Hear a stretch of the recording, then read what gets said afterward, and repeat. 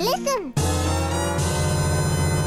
Welcome to Nintendo Voice Chat, episode 367. We have an amazing show for you today, and I have a wonderful panel with me as well that I'm going to introduce in 1 second. But before we get there, here are the topics that you will get from us this week. We are going to talk about all the new game announcements for the Nintendo Switch, and there were actually a couple of them. Some small games, but also some bigger ones. We're going to talk about Mario plus Rabbids Kingdom Battle, which some of us got to play, some didn't. And we will talk about another wonderful game that we're looking forward to. We haven't forgotten about our 3DS audience. That's, of course, Metroid Samus Returns. But before we get to all that good stuff, I want to introduce the panel. I'm Per Schneider, your host today. With me, I have Miranda Sanchez. Hello. Brian Altano. Hello. And Zach Ryan. Hello. Guys, We did three weird hellos. It was a good hello. I was trying to get the. I realized I couldn't get the wave the same way. It's a tough like wave. But you know what? The important thing is we tried. Next time I'm gonna do a extra weird one. You guys are creeping me out. I'm there. I'm trying it.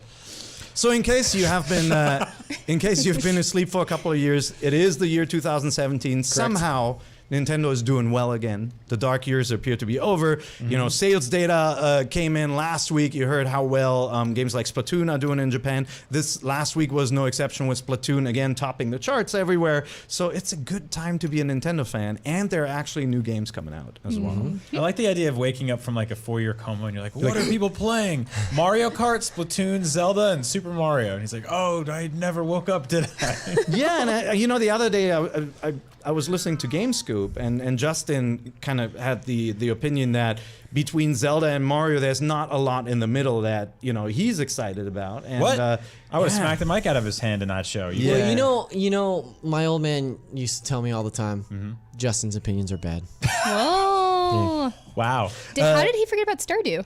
Huh? I mean, there's a lot of stuff that we're going to cover here too, there's so like many other Rabbids, things, too. Metroid. Are we doing like a Biggie Tupac thing with GameScoop right now? That's right. Shots fired.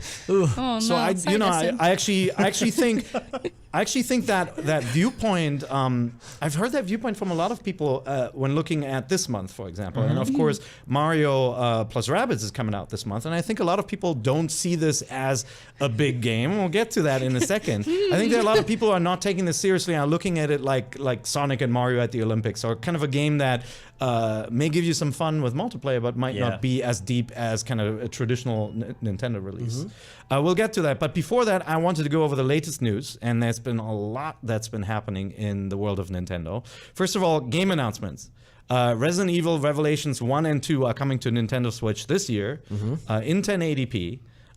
It's coming out, the collection is coming out on PlayStation and Xbox One. Before that, it's coming out in August. The Switch version will be later. There's no definitive date yet. Did any of you guys play Revelations? I played the original Yeah. Revelations, yeah. I didn't play Revelations 2, Okay. but I did play the first Revelations, and I like it a lot. In terms of like a sort of, not an old school Resident Evil game, but like an older feeling Resident Evil game. Like more so than 5 or 6, and especially different than 7. I feel like it does have sort of an older school Resident Evil feel. I agree. It takes some of the sort of like action and sort of traversal and camera elements of 4 and mixes it with some of the more survival horror stuff from the original ones. From 1 and 2 especially, There's But a it's weird, not like, the fast-paced kind of No, Resident Evil. it's not more like an action game. It's more along traditional. the lines of survival horror. Yeah. It's definitely got moments of that.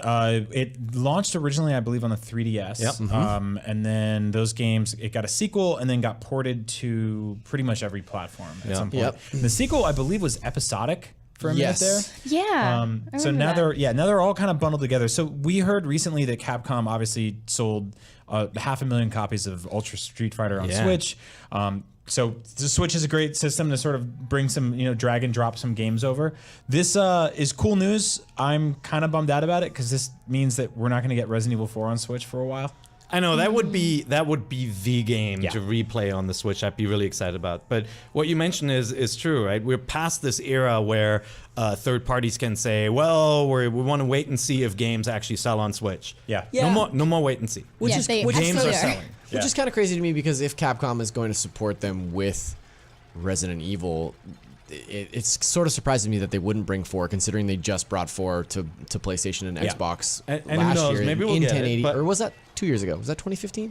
2016. I well, think it was both. last You year. just Yeah. woke up. It's the year 2017. See, I don't know what day it is, so How's Nintendo doing? I forgot what month it was today. Yep, I was just like, yep. wait, it's August? So the whole package is $40, and it you can buy it at retail, and it includes Revelations 1, but Revelations 2 is actually a download code. So Cool. You download the game. It does not come on your cartridge. Oh, that's a Oh, weird. yeah. That's a weird. weird product for people who It's- collect box retail games. Then. Well, I guess you'll have the package. The box probably has both of them on it. Yeah. It's just that code. If you resell it, it's only half. Yeah.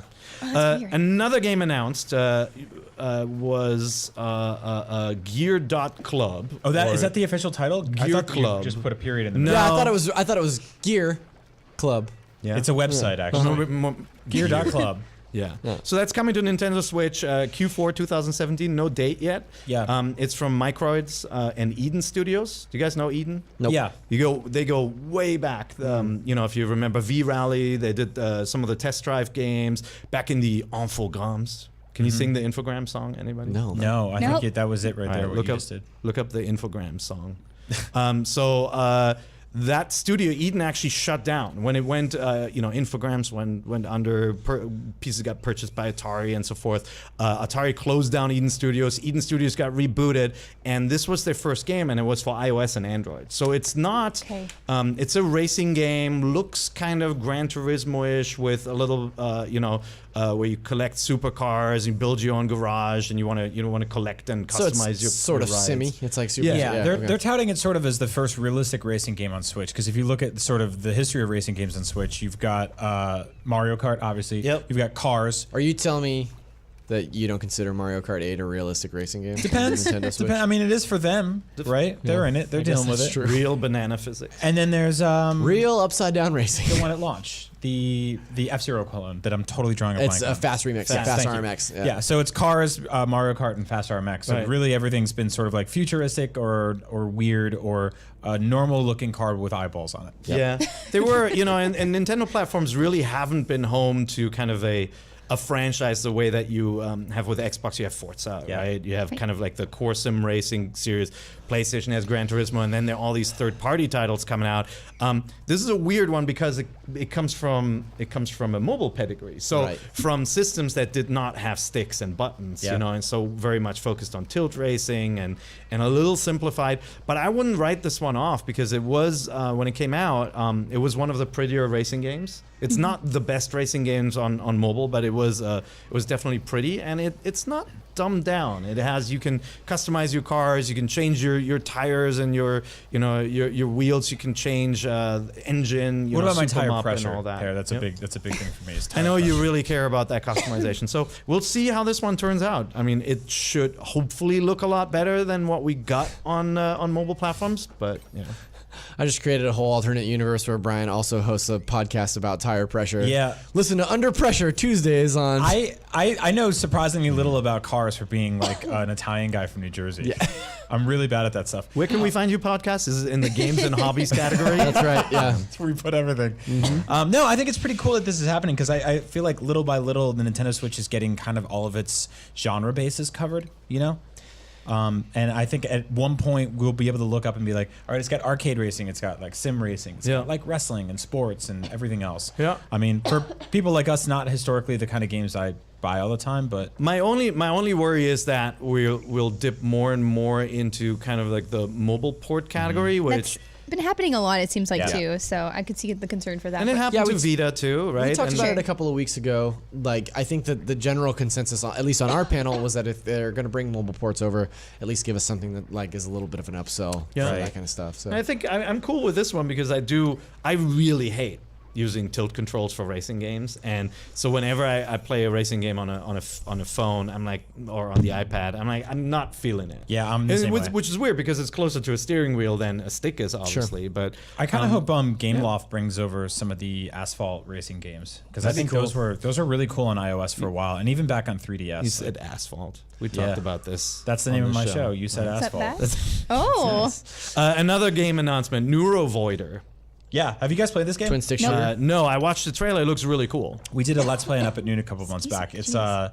It's like half shmup, half RPG. shmup. Okay. Such a good word. I love that word. Yeah. Comes to Switch on September 7th from Flying Oak Games, which is It's just two people in Metz in France who made this game, which is awesome because it does, it looks, the graphics are simple, right? It has this pixelated look. It's all procedurally generated, so you get kind of like this random game experience. But it looks awesome. It has 4-player co-op. You can play together, and That's it's what just I'm excited about. robot destruction, exactly. A procedurally generated shmup sounds like my kind of nightmare. Yeah. Like that just sounds so difficult to me. Right? Yeah. Yeah, Because the only way that you get through a shmup is to memorize those patterns. And Yeah. Like, if those patterns don't repeat themselves, how do you beat this game? You just don't. But there are different varieties, and I think you have to.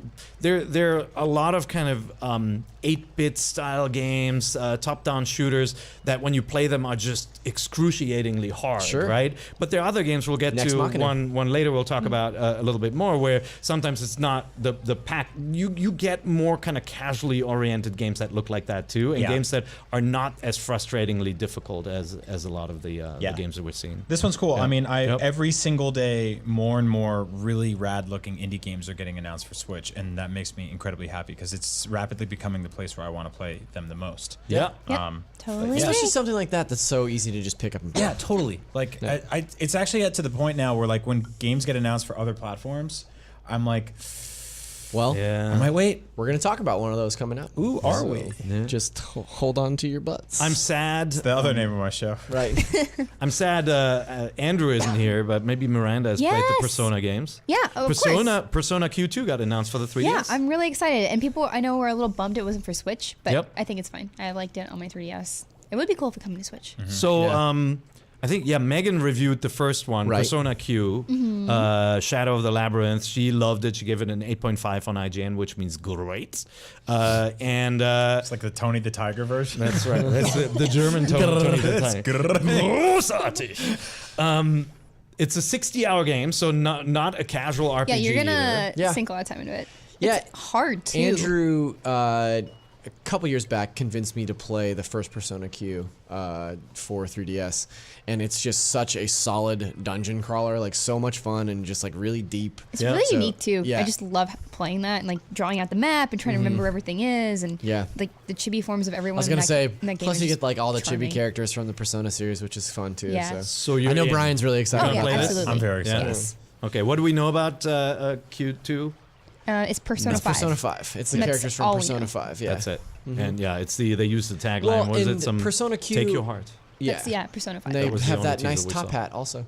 Persona Q does a fun thing. Well, I mean, the Persona series in general, I'm not a fan to the level of as Goldfarb. I don't know if anyone that actually anyone is that level. fan exists. But one nice thing about being a Persona fan is you get these games like Q, like Dancing All Night, where you get these like crossovers where characters from each of the games will meet up and hang out with each other, and like that was one of the big draws to Persona Q, was that there was multiple characters from multiple games in that, and so like I'm sure we'll see characters from 3, 4, Golden, 5, all that stuff in there. So. And if you ask Andrew what his game of the year is so far, it's Persona Andrew's 5? game of the decade is Of the probably decade? Persona 5. Yeah. And I think Marty too, right? Yeah, Marty's really excited, or is Yeah. has told me several times he's. I gonna vote I Persona just 5. haven't gotten into that franchise, about, but I've like- always wanted to. Oh, you It's can just jump daunting. into any of them. It's just a very big time sink. Yeah, I mean, Like, Andrew is infrequently angry with me because I keep playing games in between playing Persona 5. Like I'm about 30 hours in, but I keep picking up other stuff to play. Like I've been playing Splatoon a lot. I've been playing Nier, and I told him I was like, yeah, I think I'm gonna start Nier this week. And he's like, no, finish Persona. It's hard. It's 100-hour game, a hard dude. game? Like, yeah, I mean, it can be depending on the it's level hard. you're at. It's hard to finish it because it's so long. Yeah, You it's know what like I mean? that's kind of why I liked having Persona 4 Gold on my Vita because I could take it with me anywhere. Yeah, exactly. It was just nice to play whenever I had time. And then this time it's That's sitting down. sort of the draw for Q. Yeah, like for they're longer Q. games, but yeah. Yeah, like you get to take it with you, and like I have Q1 just downloaded on my 3DS, so like I can play it whenever I have time. Just going back to it. You think eventually we'll see this franchise come to Switch? I would love. I think so. Love I for think that to real happen. nice. Well, Yeah. I mean, you have to remember this game probably was in the works for a while already, Yeah. and Japan also took that wait and see attitude for the Switch. Whereas with the 3DS, we'll get to Dragon Quest in a second. They know their JRPGs will sell on that platform, Yeah. so it's a no-brainer for them to start there. Hopefully, we'll get a port, and you'll see Monster Hunter or other franchises come across as well. Persona sort of did the same thing that Final Fantasy did, where the original series, Shin Megami Tensei and Megami Tensei, were always sort of associated with Nintendo, and then around the PlayStation era, they migrated over to Sony's platform and have just kind of become synonymous with Sony stuff. You know, like 5 is exclusive to PlayStation 4, and it's just one of those things where I think that people, when modern Persona fans think of Persona, they think of Sony. Like they think of PlayStation. Yeah, for sure. But that being said, like Q obviously was a big hit on 3DS. A lot of the Megami Tensei games are on. Same 3DS with Kingdom as well, Hearts. so. It was kind of like that split personality of being very much associated with the PlayStation, but also with Nintendo's platform on the handheld. Yeah, exactly. So, so we got those 4 announcements. 2 things got a date, kinda. Rhyme. Remember when Rhyme was first talked about? I think it was like the first. Was it the first Switch game announced even? It was up there. It was one of the earlier ones. Very beginning. And so, or the first non-Nintendo third-party one. It's going to come out November 14th here in the US, 17th in Europe. We reviewed it already. Marty reviewed it, thought it was okay, but really liked the art style. It's very kind of Shadow of the Colossus looking, has some Wind Waker elements kind of visually. I skipped it when it came out. Same. Because I wanted the Switch version. Exactly. So. That's Same exactly thing I what was Brian just was saying, just right? talking about. Yeah, like I feel like this game and Yooka-Laylee are 2 games that I've been waiting specifically to play on Switch because I don't know why, but it's just one of those things where like any game that offers the option to play it on Switch, I'm gonna play it on Switch. Yep. Like, I'm actually kind of leaning towards that more too. Yeah. And I feel like because of the portability, because of the accessibility, I feel like it's It's just so nice, like sharing a TV with someone else, and then I can just like pop this out and be like, you do your thing, and I'll just go sit down in my corner and play on my Switch. Yeah, I feel like so it really lends itself to like platforming games, to indie games, to like Zelda. I mean, this is like a sort of Zelda-like game in some ways, and I don't know. I'm hot off of like 200 hours in Breath of the Wild. I think at this point, God, that feels like being at AA or something. I constantly I constantly run into these moments where I go, man, the Switch is awesome. Yeah. And like just the other day, I was playing with an old friend of ours. He wanted to play Splatoon with a couple of friends, and my son, I'm sitting in the living room, and my son is watching TV right there, which is unusual because usually it's on a phone and it's YouTube. And so I'm like, well, I can't right now. You know what? No, I can. Right, like I had to free myself from the notion that I really needed the TV screen to go into matchmaking and start playing Splatoon. Yeah. So I went burp and just started to play, and then I kicked him off after it was done and just docked it and kept playing. I absolutely love that about that. You know, it's the kind of thing that where I can come home and just sort of like curl up on the couch and start playing it and not be like I'm bothering anybody. Yeah. Still be sort of like present in the moment next to like your significant other, where you don't have to feel like I'm like hogging the TV and having my alone time at the same time. Yeah. It's like they can have the TV. I'm sitting here like I have one earbud in, one earbud listening to my marriage, and then I'm just kind of like I'm playing video games. It's so nice. You still get to hang out. Yeah. It's But you great. used to, like, I still run into these moments where I totally forget that I could just do it. I could just start right now. Yeah. Yeah. It took me a long time to train myself to do that because when the Switch first came out, I was laid up. I had just had surgery, and so I played through I'd say 85% of Breath of the Wild just on TV. And so it took me a long time to train myself to be like, oh, I can take this on the go. And now, because my internet in my apartment is so terrible and I have to play in one room, I've been playing Splatoon almost exclusively handheld. And I'm just completely, like, continually baffled at the idea of, like, I can't believe I'm having this kind of experience on a handheld device. Like, And then with Splatoon specifically, I just yelled upstairs to my other son and said, come down, let's play Salmon Run. And he came down, grabbed the Switch, and then sat on the couch next to me playing with another Switch. So it's just really cool. Yeah, it's I bet just your love house that looks like a big old Switch commercial. I know. It looks like a construction zone right now. The Super NES Classic kind of got a date. I mean, we already know the date, but Oh gosh, it's a mess. word is out that pre-orders are imminent. This just gave me anxiety. Just this Yeah. this news announcement. It didn't do anything for me. It was like finding out like when I have to go to court or something. Yeah, it's like maybe just keep an eye on social media and all your emails. And like people were asking me if I was going to get one because I never had one growing up. I had Sega Genesis. Yeah. And Don't buy the Genesis collection. oh no, I'm not going to get that. I was just like, I don't want to deal with the hassle of trying to get one. Yeah. Is the problem? Yeah. Like I'd rather just borrow from somebody or something. No, but it's- I actually think we'll be Yeah. okay with this one. I think there will be ample supply. I too am cautiously optimistic. If but- I can get it the day after pre-orders go up, then we'll talk. Yeah. Maybe. Look, you sit in the IGN office. If you're around, we will be yelling pre-orders now after we've secured our own copies. That's true. Of course. We'll just go, Yeah.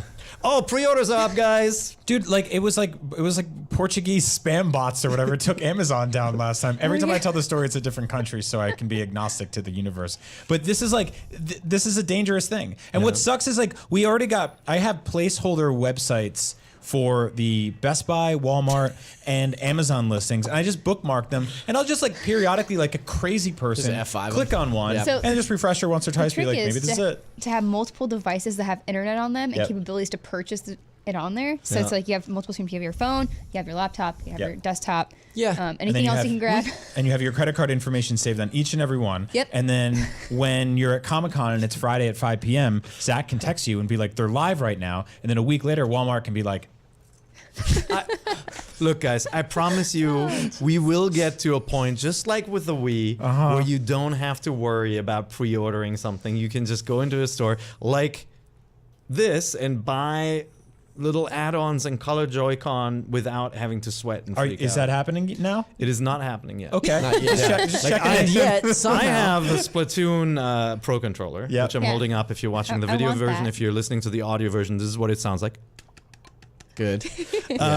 It's Quality it's content. pink and green. It's got that watermelon color look. And then in Europe and Japan only do you get the watermelon green, not matching the Pro controller in yeah, the shade It of looks pink. better. I'm You know what? honestly, I'm convinced that no one at IGN has seen a watermelon because I've been Yeah. hearing this all day. The watermelons are not pink. Yeah, well, that's what everyone attributes Have you it to. ever actually cut a Yeah, they're watermelon? red on the inside. Yes. Well, Well, yeah. they're not like Brian. neon pink. They're like They're not maybe a that's- pale pink, that's like, depending that's like on. Pink Ranger pink. Well, that just depends I on don't the know. lighting, right, Zach?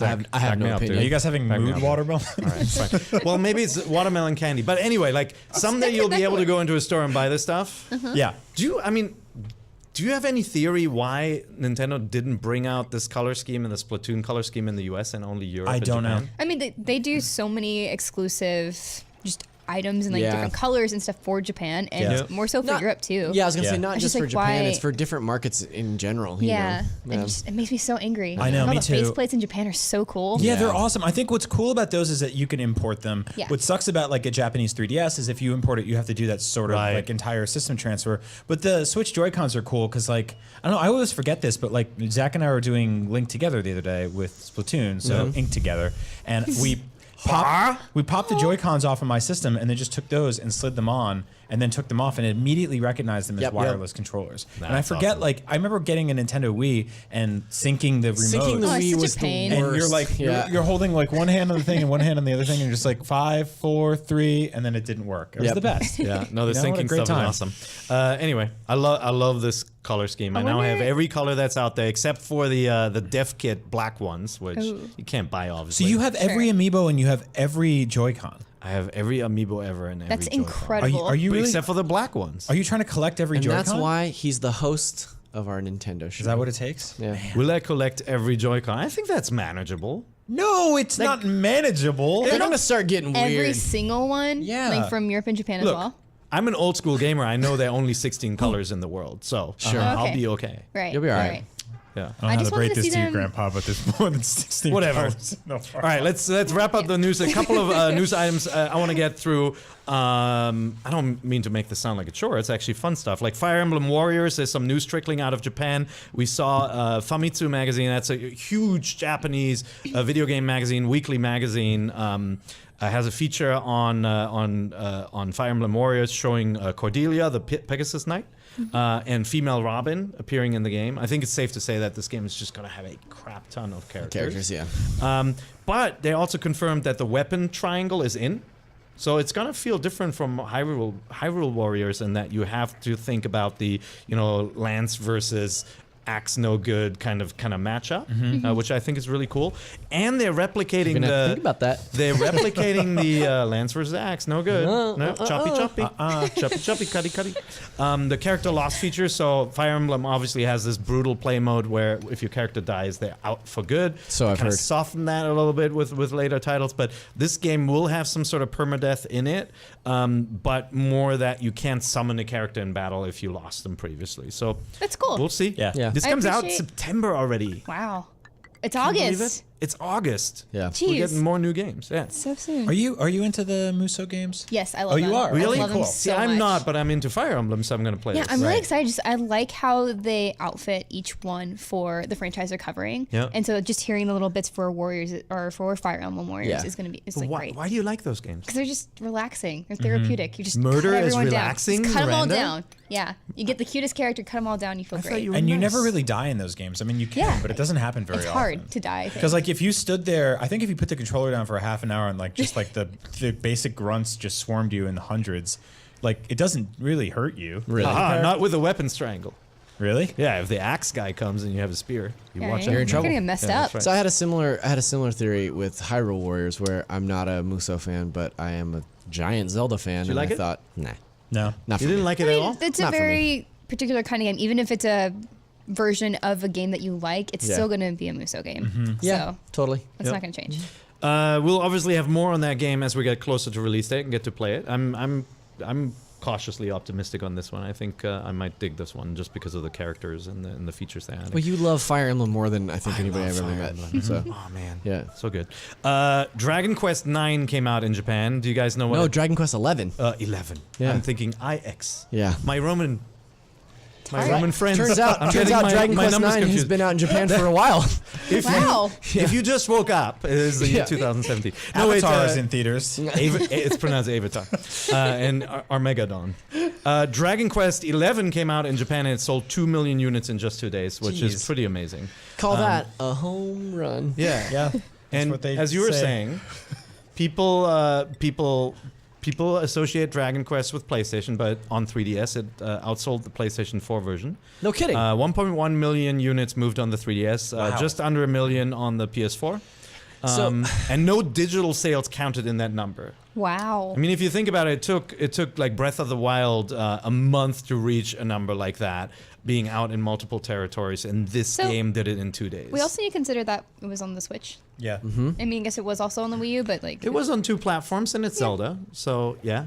But still, I mean, the power of the Dragon Quest franchise, Especially- especially in staggering. You see numbers like this, and then when you hear people sort of port beg for games to come to Switch instead of 3DS, like they're like, "Why isn't Hey Pikmin or Metroid?" Yeah. Right. Well, the reasons like this. You But they have have the a 60 plus huge- million install base yeah, out there. the install base is so important. Like even though of course we want these new games on the new console, Yeah. we have it shiny and beautiful and we love it, but they gotta, They put gotta it out when balance it. people have it. I'd love to get to a time where they're released simultaneously, and then the Switch no longer feels like the different console and later, but actually becomes more attractive to 3DS players in Japan. I'm totally with you on that. I don't think it needs to be an either or thing. That would be a great scenario. We don't Yeah, really that'd be get really to see nice. that a lot. I I mean, also- Smash do- Brothers did it, right? Yeah, I also don't really mind the idea of like playing a 3DS game on Switch fidelity wise. Like Yep. it wouldn't bother me to play something like Miitopia on Switch, like knowing that it's a 3DS game, but I can play it on my Switch. It's like just because it doesn't look What as good as what a if they standard Switch game. Shrunk down both the screens real Whoa. scraunchy. Put it in the Perfect. Yeah. Or You you just could do play it it. You sideways. just play it like this. tape mode.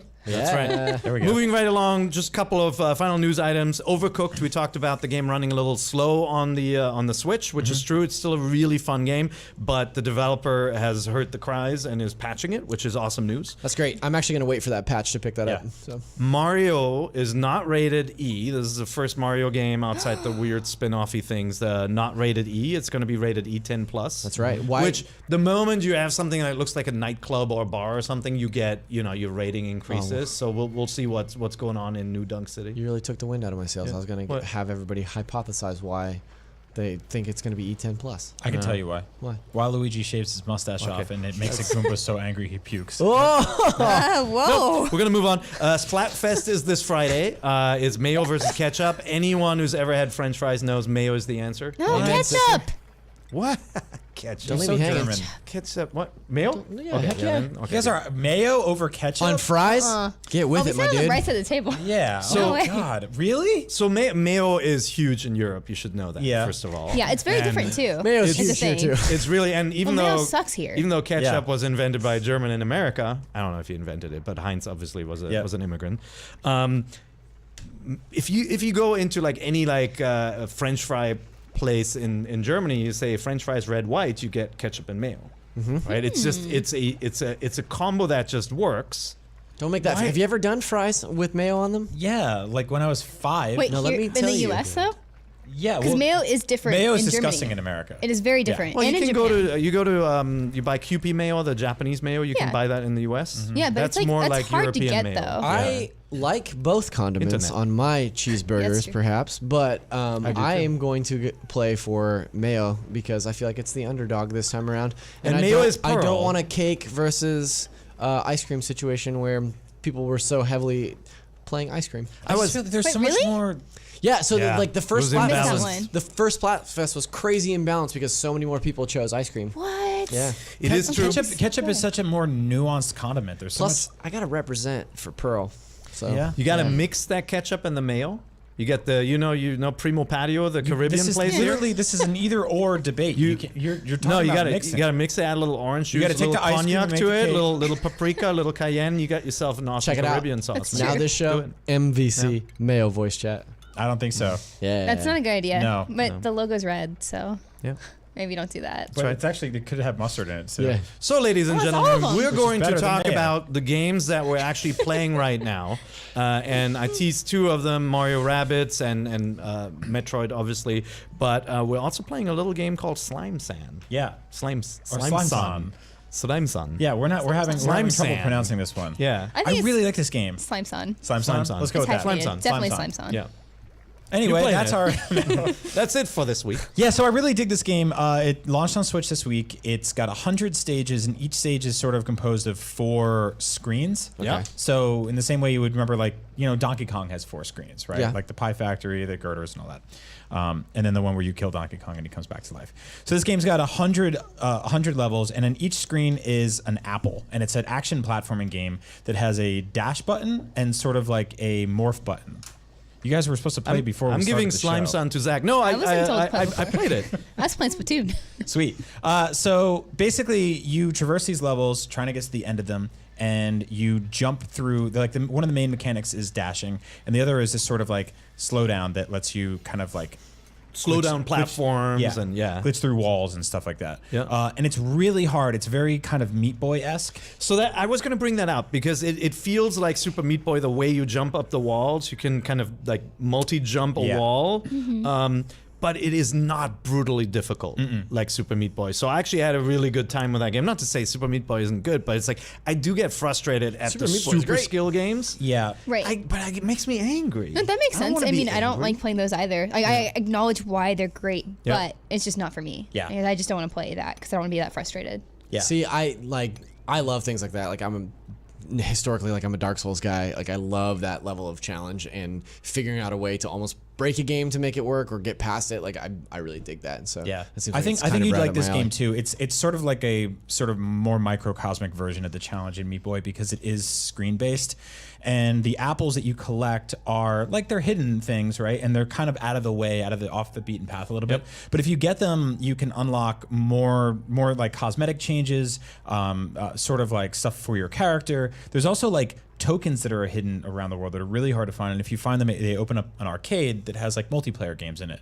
And it's just this like weird, totally like retro bit, almost like arcade kill screen looking graphics. The art style reminds me of the old home computer days. Yeah. Like more like Commodore 64, maybe Yeah. Amiga, like the color schemes Yep. and stuff. Like if you played games like Conan back in the days, And like you that's play- what it looks like you to play me. as All this beyond weird, me. you play as this weird slime who has like a friend who's a bird. Yeah. The music is really awesome. Yeah. Really, really awesome. Yeah. And this is the kind of stuff I love to see on Switch. It's developed, I believe, by a very small team of people. Fabraz. Yeah. And like it's just Gesundheit. Gesundheit. it's just like we need more games like this, right? Like right now there isn't a dedicated 2D Mario platforming game on Switch, right? Rayman Legends isn't out yet. We've got Shovel Knight, which is like sort of more action platformy, but this is like just straight up hardcore, like awesome platforming on Yep. Switch, and No. we need more games like it. So Having played it for 25 seconds just now, I Yeah. can say that I like it. yeah, You dig it? There we yeah. go. It was totally not on my radar. You brought it up and had seen it before, so I'm glad that you recommended this. Yeah, totally the kind of game I'm going to keep going back to. Lots of stuff to do. Retro City Rampage also came out on Switch. Yep. Has You- everyone played that? Just me? I me. played it on 3DS. Okay, yeah. when when it first came out, I played a little bit of it. Very much like classic GTA before GTA went 3D with GTA 3. Yeah. Kind of top-down perspective, sprite-based cars and crime-based stuff. Do you like it? How much have you played of it? I like it. I don't love it. Okay. I think I prefer. So I'll say to get the good stuff out of the way. Yep. Like the pixel art in this game is fantastic. It totally nails that like chunky old school NES pixel art look. Yeah. Right. Hey, you weren't kidding. This game is hard. Yeah, it's hard, right? And once again, like game developed by a very small team of people. I think just one person did the music and did everything for this game. Wow. It's $15. It's out on Switch now. It's been on literally every platform. Yeah, but it's everywhere. I think where the game starts to lose me is it's very sort of overly referential in its themes. Like it so leans into like 80s and 90s pop culture so hard that like if you weren't around for those things or like you don't want to be beaten up by those things constantly, like it's always there. Wait, It's like that guy's nudging you, like, hey, remember this? It's Remember constantly this? like, hey, do you remember the DeLorean? Hey, do you remember like Kit from Knight Rider? Hey, do you remember X-Men? Hey, remember like Ninja Turtles? And you're Are like, you a Ready Player One hater too? I'm not a hater. I Okay, just don't alright. read books that come for free in Loot Crate. Well, it wasn't free when I read it, and I liked it. Yeah, I have no interest good. in that book. I'm super excited they're making a movie for the people who want to see it. Yeah, because I think it's. I mean, what you're seeing now is you grew up in those in that decade, right? And so the references almost feel like a little heavy-handed for you in some of the things. I mean, my parents probably feel that way when somebody does something set in the 60s where everybody talks like this, you know, like and so I can see that, but I dig that stuff Well, like- when things are loaded with references. I think there's ways I of get when doing they're it, right? more nuanced, like just like, hey, look at this cool thing, but I'm not going to shove it in your face. Like, I appreciate that more. Shovel Knight did it really well. Yeah, right? yeah. Shovel Knight's a game that did it really fair well. enough. Whereas if you play like Guacamelee and there's all these like memes in the background and stuff like that, it's kind of a little overt. I think something like Great game though. Yeah, something like Stranger Things is something that's a great example of like vastly, different than things that happen nowadays, So- based in like 80s horror. Yeah, it's more like it lives in that world as Yeah. opposed to saying, remember these things. Yeah. Well, the thing Yes, about that's a good way of putting it. Stranger Things and Shovel Knight, both they're less so referential and more so homage, right? Like it's more about paying respect to the franchises that came before than it is like straight up aping them or being like, oh, also here's Mega Man, Yeah. Fair enough. All right. So, but I mean, I've heard some people who like this game. Like, if you're into that kind of GTA style, top-down shooting, stealing cars gameplay. Yeah, give it a I mean, look. and the cool thing is like this guy's making he's making a game for Switch that's sort of the sequel to this game. It's called Mr. Shifty. No, it's Hawaii. Something. Yeah, I know the one you're talking And I'm about. totally blanking. I'm so sorry, but it leans way more into 16-bit art style. Yeah. And once again, he's completely nailing that art style. Like it's gorgeous looking. But yeah, check out some gameplay videos. Maybe it's what you want. We don't really have a GTA game on Switch right now, so this is Yeah. about as close as it gets. Hopefully, we'll get What the some. hell is the name of that game? Hawaii. All right, you guys are great. I'm glad I got Hawaii's cool. invite. It's just called Hawaii. Professional Nice. editors to podcasts. Okay, Sorry. we'll continue here. Mario plus Rabbids Oh, no. Kingdom Battle is coming out August 29th this month, in case you woke up from the What's wrong, 80s. Miranda? Yeah. From Ubisoft. Most of us have played it, have seen it. It seems like opinions are divisive. Is that what I'm picking I just up here? hate Rabbids. I Okay, hate well, them so- so much. Okay, let's hear about that. Gosh, they're what so happened bad. with the Rabbids? So Rabbids are minions before minions were a thing, but they're way worse. Like their eyes are just disgustingly buggy, and they try to be cute, but it's like no, you're just garbage. Like please stop. Like you're trying to be cute garbage, and I just don't want any of it. But like the game itself looks awesome. Like I like what it's trying to do there. I just hate you Rabbids. just hate the characters, and is it because they're obnoxiously screaming "dog"? Yeah, and pretty all much. that? Like Yeah? just like they're obnoxious, and people are like, "Oh, they're cute." I'm like, "Please don't say that." Well, they're Like, not. please, They're not meant not. to be cute. They're meant to be obnoxious. I, Right? I will Like- meet you. I will meet you to a point on this, but I can't agree with the worse than Minions thing. Minions are just Minions they're take the just cake. toilet trash. So in Despicable Me, they had their charm when they were just like the side thing, like, oh, they were kind of cute. And now they've kind of blown up to past that point. Yeah. But I mean, I think that's like what happened with Rabbids. Right. But they're just worse. I just have a I problem think- with like I think they're overalls and whatever, like their weird goggle that they wear. I just don't like those eyes. problem And I don't with like that they're overalls? supposed to be know. rabbits. Who wears overalls And besides rabbits are Mario? adorable. And then you do this to them. That's true.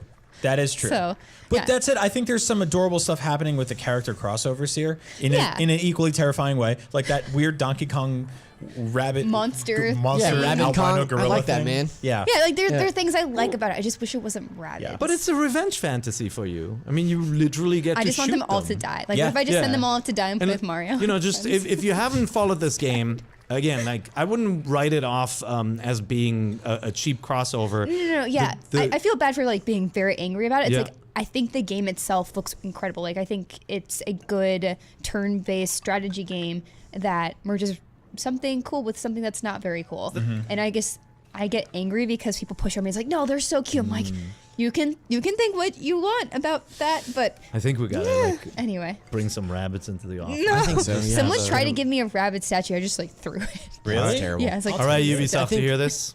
please don't. I think this game more so than any in recent memory has had this like kind of complete 180 in the conversation, right? I think that It went from do not want to wait a second. I remember what when is it this leaked, game, it was right? like that sounds so stupid. I can't believe that would even happen in this day and age. And it seemed like such a cash grab. And then all of a sudden at E3, they brought Miyamoto out on stage and he was like, what an honor to work with this team and what a cool game we've made. And then they showed the demo and it looked like XCOM with Mario in it. Yeah. And all of a sudden it's like one of my most anticipated games of the year. no, same. And I can't play it. I haven't been able to play it. There's been like 5 preview events and I've been busy for all of them and I have yet to play it. And Well, everybody that's played They it literally says brought it's so it fun. to the office the other day. I know. It was here in the Thanks, office. Gamescom. No, I honestly think I think the leak was the best thing to happen to this game.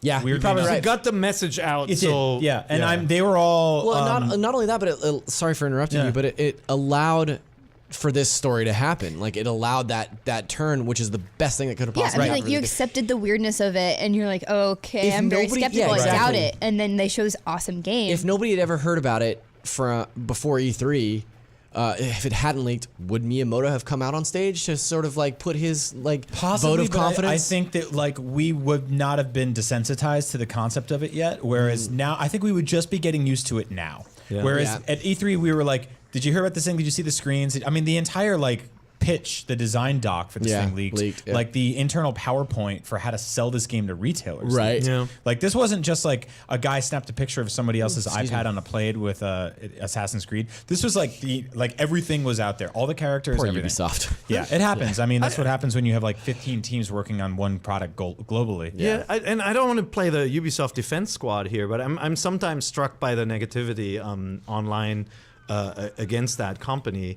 When I think about Ubisoft, I think about franchises like Rayman, the fun I've had with Rainbow Yep. Six. I love Splinter Cell. Even some right? of I their love- newer stuff like Watch Dogs 2 was one of my I favorite love games Far last Cry, year. Far Cry, and yeah. so I greatly enjoy the Assassin's Creed games. I think there are ups and downs. Obviously, 4 was amazing. I thought the vitriol against Unity was kind of confounding. It's like I played the whole game, never saw a character with the face falling off. Yeah. Right? But it turned into this kind of like negative story Sure. about the studio, where then when you get to an announcement like this, everybody's like, "Wow, this can't possibly be good." I'm like, yeah, well, hold on totally. a second, 'cause, I think that you know. we sort of like have a tendency to demonize these like admittedly massive global corporations hell bent on running a business. Yeah. And But then- things like we saw Watch Dogs running in an early stage at E3, and then the version we got was different than the one we played, and everyone was like, "Oh, bullshots," and Yeah.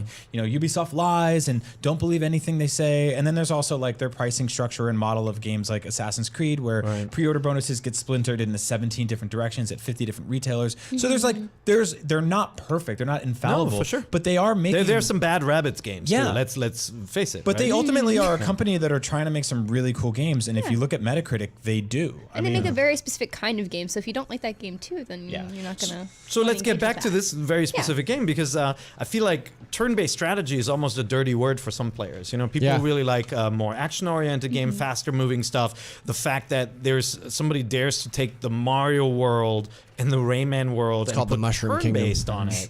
It's called the Yeah. Mushroom Kingdom. Okay. And the story behind all Little of known it is fact. really interesting because it's effectively the team behind it, and the creative director Davide Soliani pitched this game to Ubisoft or to Nintendo. They Yeah. went to Kyoto and said, Miyamoto, like, we want to make this game. And Miyamoto was basically like, I just don't want you jumping. Yeah. Mario can't jump. That's my thing.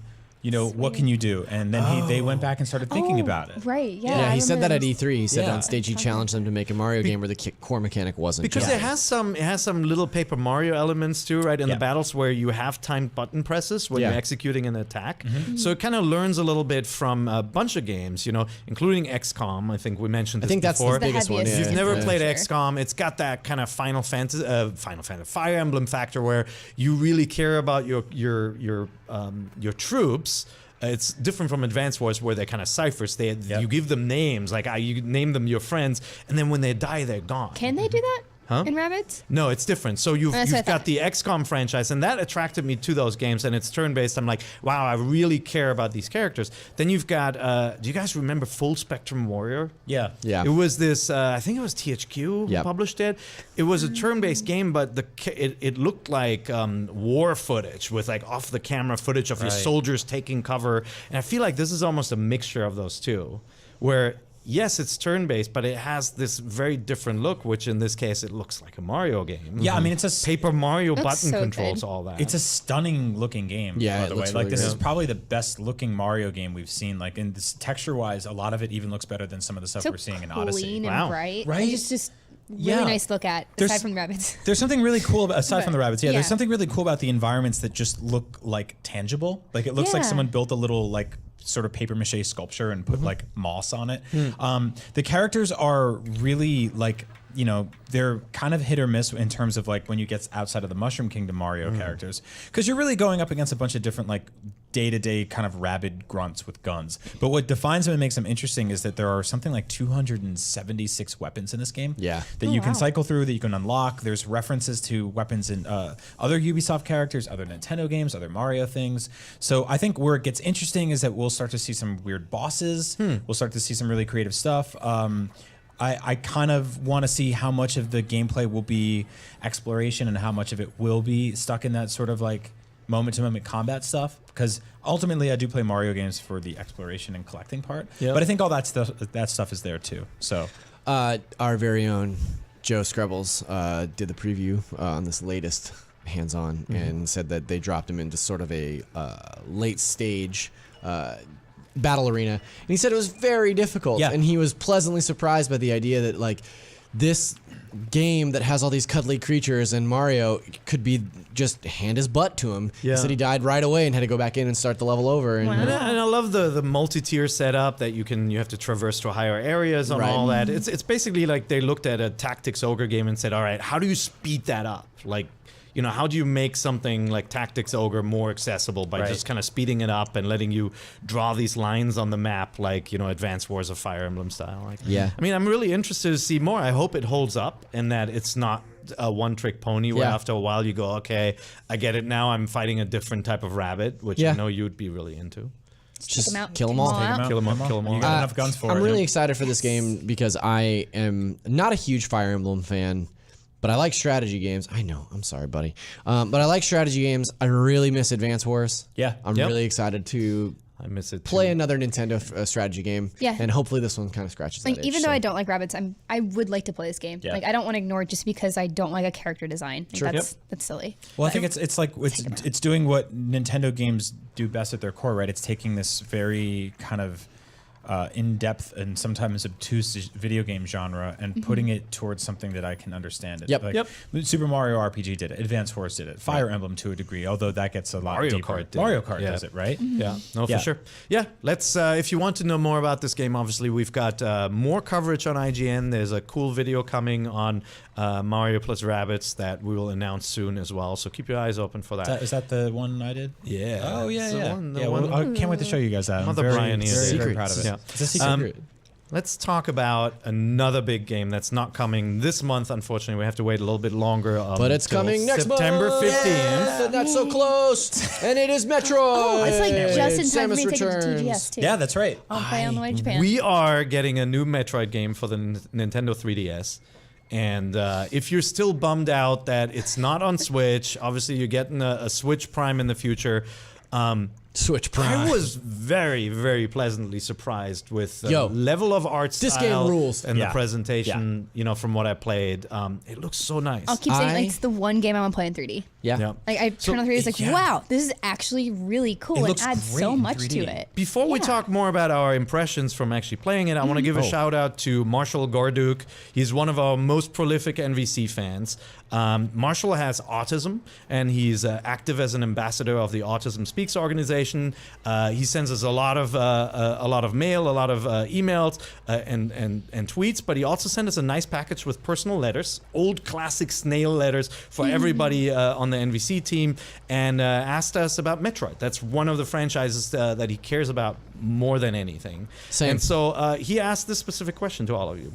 Can you please tell me, from the bottom of your hearts, why you care about Metroid? What does Metroid mean to you? I have trouble understanding why people care about the same things as I do, because I have autism and I'm not able to fully understand other people's feelings and emotions compared to mine. So what attracts you guys to this franchise? To me, more so than any other franchise, Metroid is about an atmosphere and about a feeling. I think especially Metroid Prime, the first one, I don't think that I've played a game. Maybe Shadow of Colossus had like a similar feeling of this sort of like loneliness and desolation. But I feel like Prime, especially because you're just out there. Samus doesn't have a horse. She's just out there on her own fighting all those bad Metroid boys. And that sense of isolation, that sense of loneliness, just like the atmospheric music, it really, I think more so than any franchise, it sets a mood better than any other series that I know. Yeah. Yeah, for me, and Marshall brought this up too, and said, "Why do you guys care about it so much when it's not as recognized as Mario, Zelda, any of the other great Nintendo franchises like Pokemon that outsell Metroid?" For me, my love affair with that game actually started back in 1994 when Super Metroid came out. I lived in Japan. I had rediscovered my love for gaming, got myself the Super Famicom, played games like Legend of Zelda, and I really got this sense that there was something really, really special about these Nintendo games that build a story through the items and the abilities you collect. If you play Link to the Past, you start with nothing in the rain, has this amazing atmosphere of you against the world, right? You're out there alone. Super Metroid started the same way. Like a spaceship came down, and so the moment I started playing that, I'm like, oh my god, is this like Link to the Past but 2D? But space. Yeah. Like Right. that same kind of atmosphere and kind of loneliness where you become more and more powerful, with the difference that in Super Metroid you're already a badass. Like in the Metroid franchise, you don't start as the little kid. You play as a badass bounty hunter, and then you have a very specific goal. I'm also a huge fan of the Aliens franchise. So Alien, the original Ridley Scott movie, the James Cameron sequel, I really love those films, but I will always cherish that kind of isolation and loneliness you got from Alien 1. Yeah. And I felt like Super Metroid, more than anything, embodied that, where it's like, you have a goal, get off this planet, or in this game specifically, hunt down all the Metroids, and like you're like singularly focused on this thing, and then you get derailed, and you try to work like with this environment, and like you walk into a room and you're like getting cooked, and you're like, oh, get out quick, That's what attracted me to this franchise. I got an NES when I was a little kid in the 80s, and I picked out a couple games, and one of them was this game called Metroid, and because it had like a robot astronaut on the cover who was fighting like a yellow porcupine or whatever it was back then. And I didn't know anything about it. I remember starting out and hearing that music and seeing the character model head on from the beginning, or the sprite, which you never saw back then. And then immediately realizing you could go left. Yep. And then going, wait, what? Like Mario makes me go right. Every platforming game makes me go right, and I keep running. And I went left and I got a morph ball. And I was like, oh, I can shrink and turn into a ball and start rolling around. Yeah. And then exploring that game and realizing like this is my first time experiencing like playable dystopian sci-fi. And knowing that this was this character that could go into these elevators, down into these like almost tomb-like areas, and just get lost. I would just wake up on a Saturday morning, start playing that game, and being like, I don't even know where I am in this world. I'm like 70 elevators deep. There's enemies I've never seen before. They're playing this like terrifying 8-bit sci-fi music, and then one day beating the game, and then Spaceman takes off his helmet, and it's a woman. Yep. And you're like, that's one of the coolest things I've ever seen. Yeah, it was a good twist, huh? Yeah. So I've always loved those games. What about you, Miranda? You're a little younger than us old men here. Yeah. Hey. I'm a bit younger. Huh? Some of Not us. as old as you guys. He's only he's 2 22. years younger than us. Zach is 22. Wow, younger than me. Yeah. So I am interested in Metroid because of how interested everyone else is and how much they love Metroid. And I think Samus is just a cool character.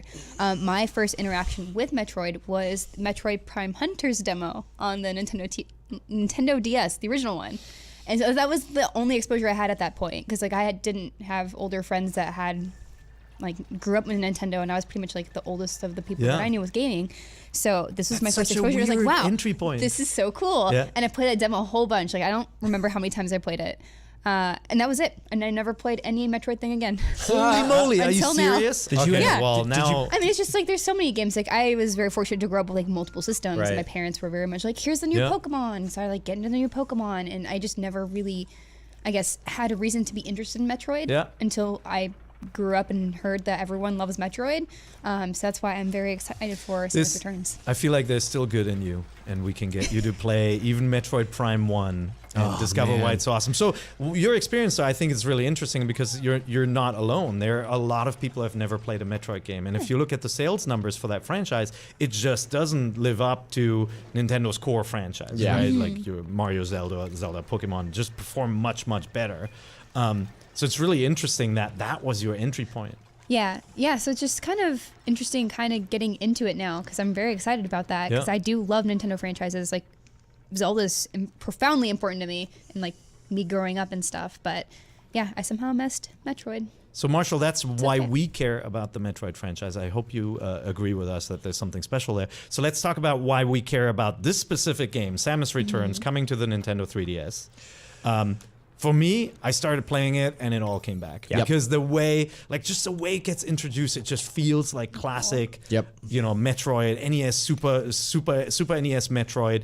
It's kind of hard to see the Game Boy skeleton underneath it all because they changed so much of it, yeah. It doesn't feel like you're playing a remake. It doesn't feel like you're playing a remake of like a 4-bit game that had no map and no colors. Yeah, it feels like a brand new game. Yeah. And that was my biggest fear going into this when it first got announced, when we first saw screenshots for it. I was like, if it doesn't feel right, like Mario games all have that. There's a specific way Super Mario jumps, and if he doesn't, it feels weird, right? Yep. Right. Imposter. Yeah. There's just something off about that rhythm, that movement, that sort of the momentum. And I feel the same thing about Metroid, and jumping into this game and immediately running around and shooting things and traversing the environment, turning into a ball, and like finding little hidden nooks and crannies and like secrets and stuff. I was like, this is Metroid. This is great. I think Mercury's team just nailed it. More so than with Castlevania, they really, when you hold down the button and you're able to kind of free aim around, it just feels right. Yeah. It feels so good.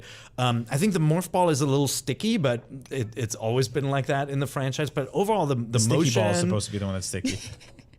Overall, I feel like the feel of it is right, and then I think the art is actually remarkably good. I got real Retro Studios vibes with the background. I was so impressed. Yeah, it's got a cool, like almost Egyptian vibe to it. Yeah. Like the machinations and stuff in the background. Like I agree with you. It looks more so like the retro stuff than it looks like Super Metroid or even like Zero Mission. I mean, the Chozo look very Egyptian. Yes. Right? And so they play with that, and they build these bigger contraptions with like lights that light up that look like classic Egyptian art. And then the layering, you were talking about the 3D, right? Yeah, they're like, play with the 3D on, and usually I don't, because I get a little sick whenever I jostled around, especially with the newer 3DSs. And they're like, no, do it. And I was like, okay. And then I just turned it on, and I was just like, oh hey, this is one I will definitely play in 3D. Like at least halfway 3D. Like it is just so good. It is, the environment just look amazing. You played it at Comic-Con, right? You got to play it at Comic-Con? Yeah. You were there for the Disney with the IGN show that's airing on Disney XD if you haven't watched it. We're taking 1 week break and then it's back, right? I think we're airing our first 10 episodes for the next 2 weeks. So we're just doing reruns. So you can you can watch the reruns, Yeah, so we're coming up very But soon. there was a segment of you going to the Nintendo booth actually checking out Metroid, some of the games. Yes, a lot of other things. Oh my gosh, I had so much fun with that segment. I mostly just did Nintendo stuff at Comic-Con. I was so happy. It's awesome. Nice. Got to meet Pikachu. Yeah, saw that. Happiest day. We had so much material. We split it over 2 episodes. Look those up. You can also find the IGN show on IGN. Yeah, surprisingly, go to IGN, just mouse over shows, and it's right there. So you can catch the Metroid stuff in there. Those are episodes 9 and 10. So we talked about Metroid, talked about Skyrim on Switch, we talked about Super Mario Odyssey, of course. So we had a ton of stuff in there. But yes, I did get to play Samus Returns, and I was very happy they got me to do it. Because like I said, this is my first experience really with an actual Metroid game. That's not a demo. So you're in. Oh yeah, You're gonna I'm play very this one. in. I'm very excited to play this. Nice. The 3D works really well on it because it looks like you're kind of looking into like a diorama. I've always really loved 3D on 2D planes. Yeah. And Nintendo handles them really well. Like this specifically, it's just got this awesome. It just feels like there's a tiny Metroid world in your hand. It's Yeah. and it has there's one area that has kind of like a fog layer in the background, and so you have a background, then you have fog in between, then you have another background and another background behind it. It just gives this 2D game so much depth, and it runs well. When you switch on the 3D, there's a tiny little performance hit. With the 3D off, it runs a little faster, but it's not anything to impair the feel or the controls. I always find it strange to like demo a Metroid game, which admittedly I haven't had the chance to do in a while because there haven't been one in the years I've been working in this industry. But it's always weird because those games start off with spoilers. You have a bunch of stuff, they take it all away, you have nothing, and you slowly build back up. And when you play a demo, you're like, I have the morph ball, but I don't have bombs. I have missiles, but I don't have the ice beam. Like eventually you'll get everything, but they showed us just this Spoilers. Spoilers. Oh man, Ice beam. Ice beam. They showed us a part where it was just you're kind of, I would guess, early on in the game. Well, You don't so- really have a ton of stuff yet. So I handed my demo unit off to you. Yeah. And I started at the very beginning of the game. Yeah. And so like did too. I started from and the very so I beginning. started from the very beginning. The ship comes down. Da, da, da, da, psh, right? Chills. Yep. And then you find. I think within the first 5 minutes of playing, I found the morph ball. I found a missile upgrade. I found an energy upgrade just by poking around. And that's the thing about Metroid that will keep you coming back, is because there's always something to discover They're there. so well hidden, And- too. Yeah. And one of the first power. Oh, actually, I don't know if I can talk about that.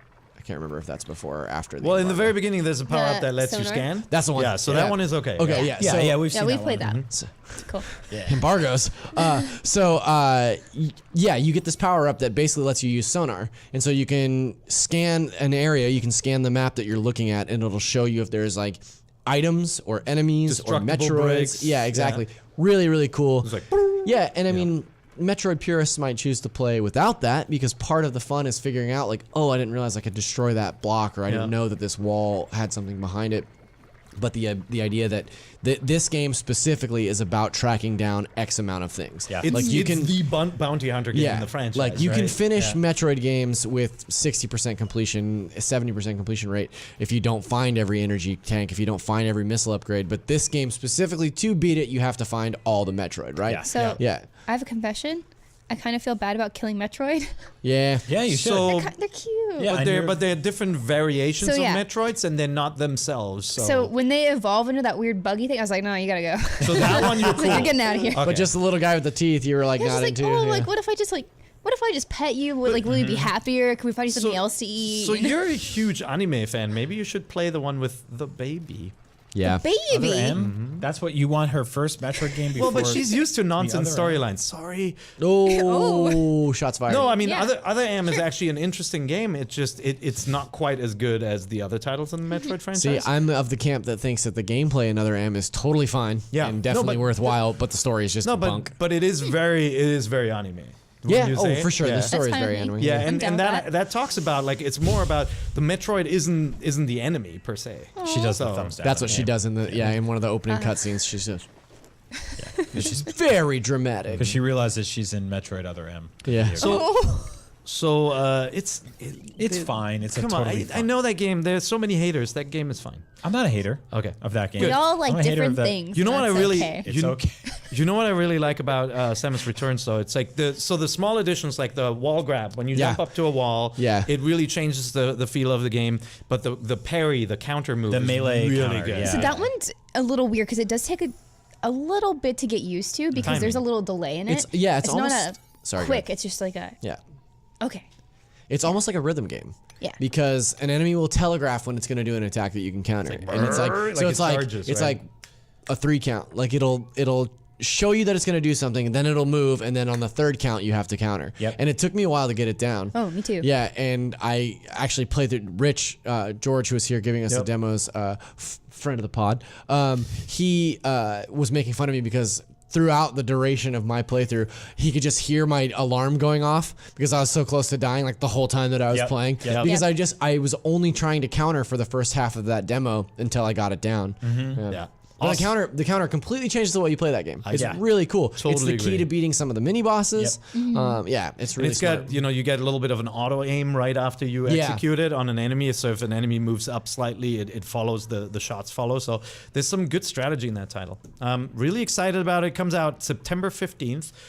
As we get to play more and get to explore more, we'll definitely be talking more about that. I mean, we've talked for years about how there isn't a Metroid game, so we better talk about I it. just want that squishy Metroid amiibo. I do like the amiibos too. Yeah, we know. You have them all. Let's Shocker that Pear likes an amiibo. I was like, wait, wow, really? Let's close out this here episode of Nintendo Voice Chat by answering some of our fan questions. Sure. Yeah. Check in with the listeners. Should we do all three? Do you want to do one? One Let's go rapid fire. When we start. Yeah, we'll go rapid fire.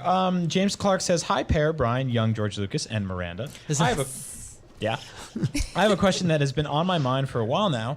With the recent Samus Returns amiibo controversy, I felt now would be a good time to ask. The question is, what, in your opinions, do you think the best strategy for amiibo functionality in games should be going forward?" I have the answer. They should all work in style savvy, fashion forward, so I can have more outfits for my characters in my Bingo. shop. Your answer is actually it's much more specific than mine, but exactly what I'm going for too. They should be cosmetic. Yeah, in-game Entirely rewards and cosmetic. cosmetic. That's Yeah. absolutely fair, I think. It's just like a fun thing. It's like if you have it, cool for you. If you don't have it, you're going to be fine. I think that Zelda did it best. Like, I think that Breath of the Wild did it best in terms of amiibo functionality, because occasionally it would drop a costume that you could use, or it just dropped like a bunch of meat and fruit and was like, well, here's a little bonus, for using an amiibo. Sometimes it brought a nice wolf boy in there too. So I also like how that worked in Happy Home Designer, and like just having Yeah. those, like just get special items, or if you want the cards to get like specific townspeople. Yeah. Like that's just a fun way to use them, I think. Yeah, I Yeah. think Mario Kart's a cool way too. It's just cosmetic there as well. I mean, haven't little used things that. like Ma- that. Mario Maker, I thought, was the best implementation, great where one. you go like, oh my god, do they really all work? And you start scanning and seeing all these outfits. I thought that was really good. I'm actually not opposed to it being a way to get DLC. The problem is, though, that amiibo have been so frustrating to find. Like, the ones you want are so hard to find that when it locks away a part of the game that you can't get any other way, You have them all. They can't be but that it hard was to find. super frustrating. And I had a bunch of help from NVC listeners, Sure. some folks working at GameStop who helped me find them, actually. I want to hear that story, like how you got all the amiibo. Check out this week's NVC before vlog. I was not gray. Yeah. I was not gray before I started. But yeah, I actually don't mind if, for example, the Zelda DLC came, like, you bought a package with an amiibo and that unlocked the DLC, and then separately you'd be able to buy it just as DLC online. I'd be totally fine with that. Yeah. I But the agree. locking away of content without the ability to actually get the freaking amiibo, that's the problem. Well, that's what makes it tough, right? I mean, I still see like the Wolf amiibo is going for like $75 on eBay. Damn, really? That sucks. If you just want to play that game with a cool wolf, like you got to Oh. pay all that money. That's more money than the game costs. It's I have stupid. two. If you need to borrow one. See, you're the problem. This is what we're saying right here. Okay. Yeah. I don't think Travis Part of the Grant problem. asks, do you think we'll see an updated Switch, i.e. more storage, more colors, etc.? If so, what quarter of what year do you think we'll first see it? Personally, I was wondering if we'd see a Mario Switch console, given how big this game is projecting, but I wanted to know your feelings too. You think we'll get like special edition Switches? Yeah, I mean, Yeah. Nintendo is like pretty famous for doing this kind of stuff. Yeah. Especially on their handheld devices. They've done this for years. Switch isn't a handheld. What's that? So the Switch isn't a handheld. Well, I know it's a little bit of both, though, right? Like, Kind of. Yeah. So my thing is that it does not have a strap or a place for me to put keychains or straps. So it's not a handheld. Oh, man. Oh. That's my You indicator. sure? Can Yeah. you wedge Also, I it? asked Can't Reggie, you and he wedge said it it's not in a handheld. somewhere? I mean, it's Really? Yeah. yeah. Reggie said that's that? that's Yeah. totally fair. I feel like they've also done special edition consoles for like No, oh, Wii U and absolutely. stuff Like that. they're gonna Like, do. There's no question they'll do that. Yeah. You But got me they all, you got don't- me all like tripped up right now thinking about like I feel like most if of it's a their. handheld or not. It's a console that has a handheld mode. function. Like that's kind of how they have positioned it. I feel like 'cause- most of their. You need danglies, huh? Yeah, I have one on all my DSs. Okay. I have What about the multiple Game Boy, DSs. the original Game Boy? Can you dangle? They probably did have one. What about the for- iPhone? for Can you straps. dangle? You can No, dangle. because it sucks. But from the case? yes, I have cases that have that because it's really important to me to Alright. have my Pikachu's with me everywhere. Got it. Well, there will be a And special Gridetama or edition of whatever. the Switch with dangly hooks. Well, obviously you can do some stuff with the cases. That's what happens with mobile games. I think there'll be a special edition.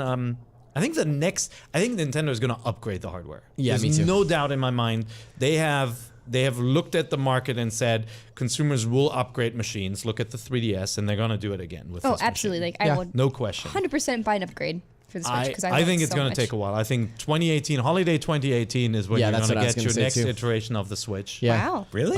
Yeah, That's soon. I don't think anything sooner than that is too soon. I think especially given the scarcity, like it's getting better now, but the idea that the Switch is coming up on being out for a year, well, not quite, but like soon it will be. I think that people who are still looking for them are going to be bummed if there's like a second version of them that's already readily available. I do not think we'll see a more powerful version of the Nintendo Switch in the next 2 years. Me either, Definitely actually. not. And I don't want them to do that. No, I don't like, either. I just bought this. And look at the new Nintendo 3DS. Yeah. They did almost nothing with that. I mean, how long did it take for the PlayStation and the PS4 Pro? That was 2013 to 2016, right?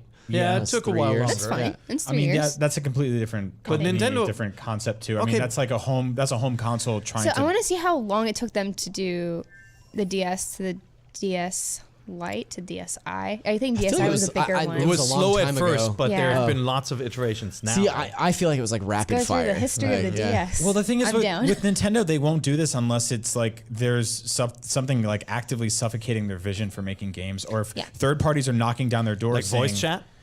Well, that's a separate issue. Sick burn. I mean, putting a headphone we have jack in a Discord controller for. is That's something fine. that you can do without You releasing might a new need more console. RAM just to run kind of cross game chat. Like I could see an upgrade like that where it is important to a certain segment of the audience, and they'll say like, oh, I'll buy the new one, but everybody who already bought it won't feel like, oh, I'm now a generation behind. Right. Like I think 4K, a 4K update, that's a bigger That's a update huge for the update. machine, The system Yeah, can that- already output to 4K. It just doesn't. Stream. It can't even output to 1080p on it its can't home menu run right now, anything. but it can. It could do for streaming video. I think if you have third parties going like, hey, we have a vision for a game for Switch, but we can't do it. Like, help us out. Then Yeah. Nintendo, if there's hundreds of third parties saying that, Nintendo will go, okay. But if they're selling, 10 million, 20 million a year off of, last gen hardware effectively, then why would they need to change the thing? Yep. Well, we'll see. In the meantime, we will definitely get special editions like hope- this, I right? hope I'm we holding do. up the Splatoon. This in Right. Japan, you could buy the Splatoon special edition with these controller colors. But of course, the core console is the same thing. I think we'll Yeah. get red and blue Joy-Cons for Mario. I hope Yeah. we have a few more coming out in like the holiday season. I'd love to get more Joy-Cons that are different colors Same. and different Yep. themes. Yeah, Right. I'm Last tired of my question. Germans. What we got? David asks, I recently managed to order a new Switch in Canada after setting up an alert for several online retailers. However, because of the basic design and semi-mobile use of the console, I'm already looking at accessories that will make it easier to use or add a bit of protection. I was wondering which accessories or add-ons are must-haves. Do you need a screen protector? Are controller straps a must? Would love to see what your Switch setups are like. Regards, David. I put together a short list of my stuff, but I don't know what you guys... So I have the standard cases From Nintendo, from right? Nintendo. Official So Yeah. first I have the party one. official, the one that came in out in the US. That's black, and I Yep. feel like that has enough protection. It has that kind of like felt feeling stand in the middle that protects your device as well. And then I bought the Splatoon special edition from Japan. Yeah, the cool thing about that case is get it doubles in as a Europe too. kickstand on Yep. the inside of Yeah. it. Exactly. So Oh! I feel Yeah. like that's enough. I didn't even know that. I have Yeah. this too. Oh, Not the you have that Splatoon one? one. I have the plain one. Yeah. Wow. Okay. So yeah, you can just like pop it that way or that way. It holds up a bunch of games and like it's got a. So I think like for cases, if you are going digital, then you can get something like that. If you're a physical collector, get something with a bunch of pockets for. So the There's fatter bunches, too. ones, they're slightly fatter ones, harder cases. I wouldn't go for the soft cases though. There are a whole bunch of them out there. Andrew had one on the show last Yeah. week, the Zelda one he imported. Like pouch. any pressure on those, like it you can damage the screen. So Yeah. I'd be a little careful with that if you're tossing it into your bag. Yeah, I think in terms of like must-haves, it's case, screen protector if you're popping it in and out of your your dock a lot. The and Hori then- stand I like. Do you like the Hori stand? I have a don't know. I different haven't stand used the actually Hori that I stand. Which one like do you have? better. I have this one from this company called Lamicall. It's Lamicall. You can play in vertical mode. You can adjust it to like varying degrees. I saw on the Hori one, there's pretty much just like one or two positions for it. Yeah, Okay. you can do vertical on that too. Oh, interesting. It'll work. Yeah. But yeah, the Hori one, it has a pass through so you can plug it in while you have it on a stand, which yeah. I like for That's cool. airplanes. Yeah. Same, You know? same. Yeah. I saw a Daiso like little baby art stand that you could get for like Yeah, painting, the- and that the- works. yeah. So I'm gonna get that soon because it's The $1.50. iPad stand, a lot of iPad stands work Yeah. too. Yeah. Yeah. I I haven't. think that's the company I have, is that they have one of those. Hori also makes good cases. The tempered glass screen protector is the most important thing. I think it's the same one you have. the one I right? have, yeah. Yeah, it's from a company called AM Film. They're 2 in the pack for $9. They're specifically made for the Switch. Yep. Yeah. They fit it perfectly. What I did was I dusted off my screen like crazy, and then I applied it underneath one of those fans like above your oven. Oh. Yeah. So like the oven, so when you make some real smoky food or whatever because you screwed up, you just go under there, it gets all the dust off your screen, and then put the screen protector on. Works perfectly for me. If yours shatters for some dumb reason, you get another one. So Do you have to cook, or can you do another method? you have to be cooking the have to entire cook, time. yeah. It has to burn. Don't cook your Switch. Okay. And then I also got a RAV Power Battery portable charger. It was See, that's one I'm missing. yeah, it's like I don't 30 have or a portable 40 charger. bucks maybe. The portal. We have an article on IGN. If you just search for IGN, and we feature them in our daily deals article. But just the power bricks and Yep. stuff. You have to use one when you're going on When a you're trip. traveling, when yeah. you're on a trip. Yeah, if you don't charge it, it's not gonna last. Yeah, I this- gotta get this one one- before Germany. This one I believe gives you like 3 or 4 full Charges. So when Yeah. you're playing a game like Zelda and you're on the 12-hour flight, or even like I fly to New York all the time, it's a 6-hour flight. It's so easy to just crush through that battery. And don't use the dinky ones that are just for phones. Like look for the ones that have higher voltage for Yep.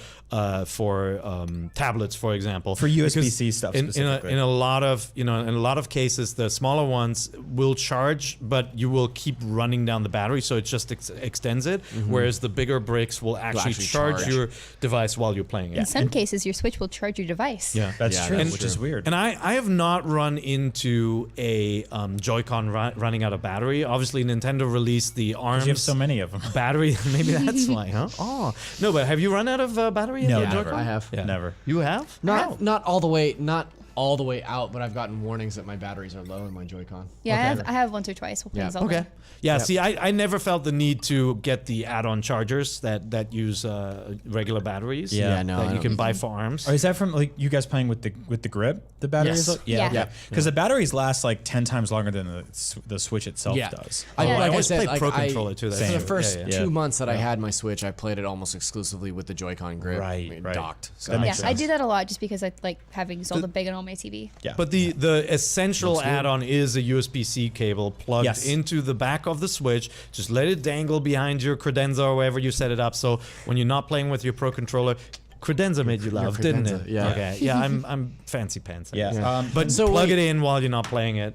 Also- To go with my RAV Power battery charger, I got a thing. It's from a company called iOrange because everyone just has stupid names on Amazon. It's a USB-C 6-foot cable. It was dirt cheap, really durable. I really like it. I fly with it all the time.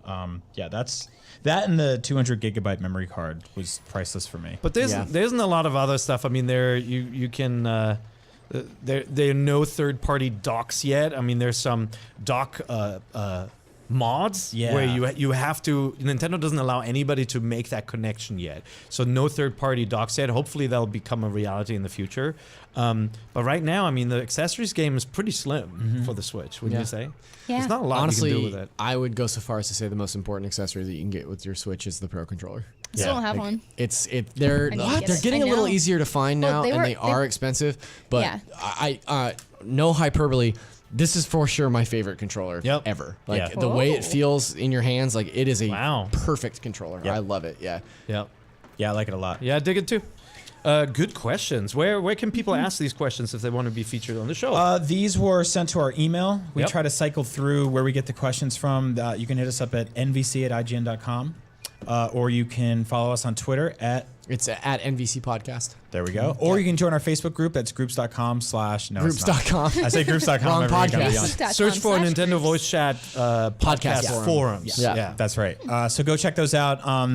Usually we pop in there and try to ask for questions, or just send us an email, follow us on Twitter. Honestly, you can post questions on YouTube too, because we're in there Yeah. a lot as well. Yeah. Jeez, how convenient. Yeah. So many Awesome. places to find you, and we will find you. Yeah. Whoa. And That's that a brings threat. us, that's scary. That brings us to the end of our show this week. If you like NVC and you want to support us, the best way to do that is to watch the shows You did it. Subscribe to us on iTunes, or your favorite podcast feed. Go on YouTube and find the Nintendo Voice Chat channel because we broke it out from our main IGN channel. It's a small fledgling channel, I think just under 30,000 subs. Subscribe, leave us feedback there. We love hearing from our fans. If we goof, post a correction. We're happy to hear that too, especially Zach.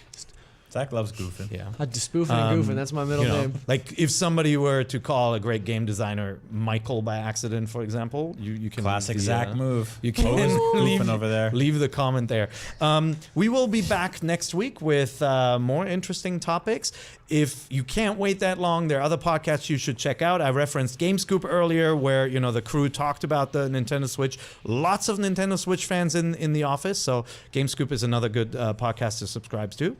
What's happening, friends? Welcome to Unlocked. It is the world's #1 Xbox show for August 4th, 2017. I'm Ryan McCaffrey, joined by Destin Legary, Alana Pierce, Marty Sleva. Hello. Fearsome Foursome back in action. We're back. We're back. We're all temporarily. At the same time. We'll see how long our you Disney show people keep I'll be here throwing next the week. schedule off. No, that's great. And then never again. Well, we'll take you whenever you can be here. Coming up on this week's show, it's sort of a random hodgepodge of Xbox news this week. We've got some information on Wolfenstein 2's Season Pass and what you can expect if you want to continue your Wolfenstein 2 experience before it even starts.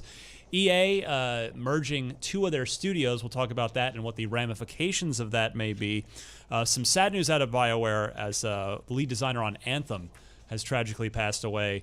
The WNBA is being represented in video games, and specifically in NBA Live 18. I want to talk about that, as well as mounting evidence that the Crash Bandicoot remake is on its way to Xbox One, and much more. So be sure to subscribe on our YouTube channel, youtube.com/IGN Unlocked, if you do not already keep up with everything we're doing, and or subscribe on your favorite podcast service. And speaking of the Unlocked YouTube channel, Yes. you did a test stream, didn't you? That's right. Or did I make that up? Does he it did. exist? Is it archived? Yeah, it was somewhere? on. Yeah, I saw it. Oh, that's archived. It wasn't very good.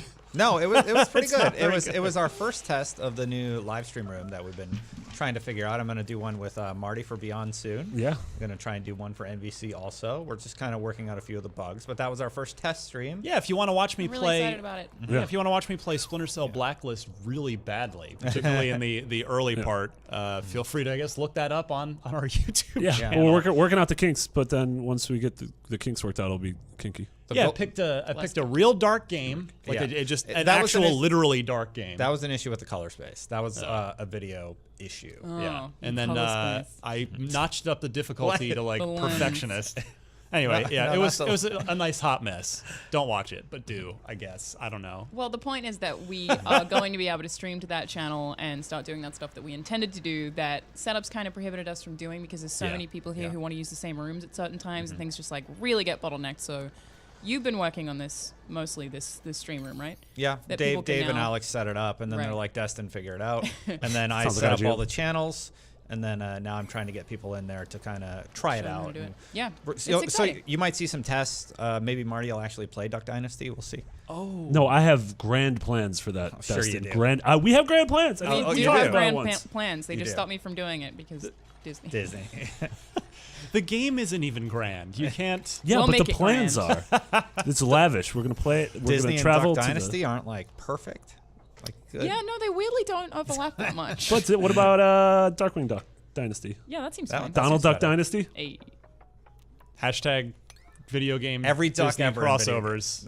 All right, every duck cover is not bad. I mean, it's bad, but it's Yeah, but Why in a not? good way. yeah. You're not above that. We have weird brainstorming No, sessions I'm on absolutely ideas not. sometimes. Above that. I pitched for Wolfenstein. I pitched every Nazi ever, and they said no. So I mean, there's a lot of Nazis. Let's move on, shall we? Well, speaking of Wolfenstein, No, I thought I got it. No, we're not there segue. yet. Ah, We're damn not it. there yet. I wanted to mention, I actually, last week I just teased it. This week I actually had a chance to sit down and listen. Marty O'Donnell, famous Halo composer, one of the best in the business. He has the musical prequel album to their PSVR game, Golem. Don't know where the game is yet, but the prequel soundtrack album's out. It's real good.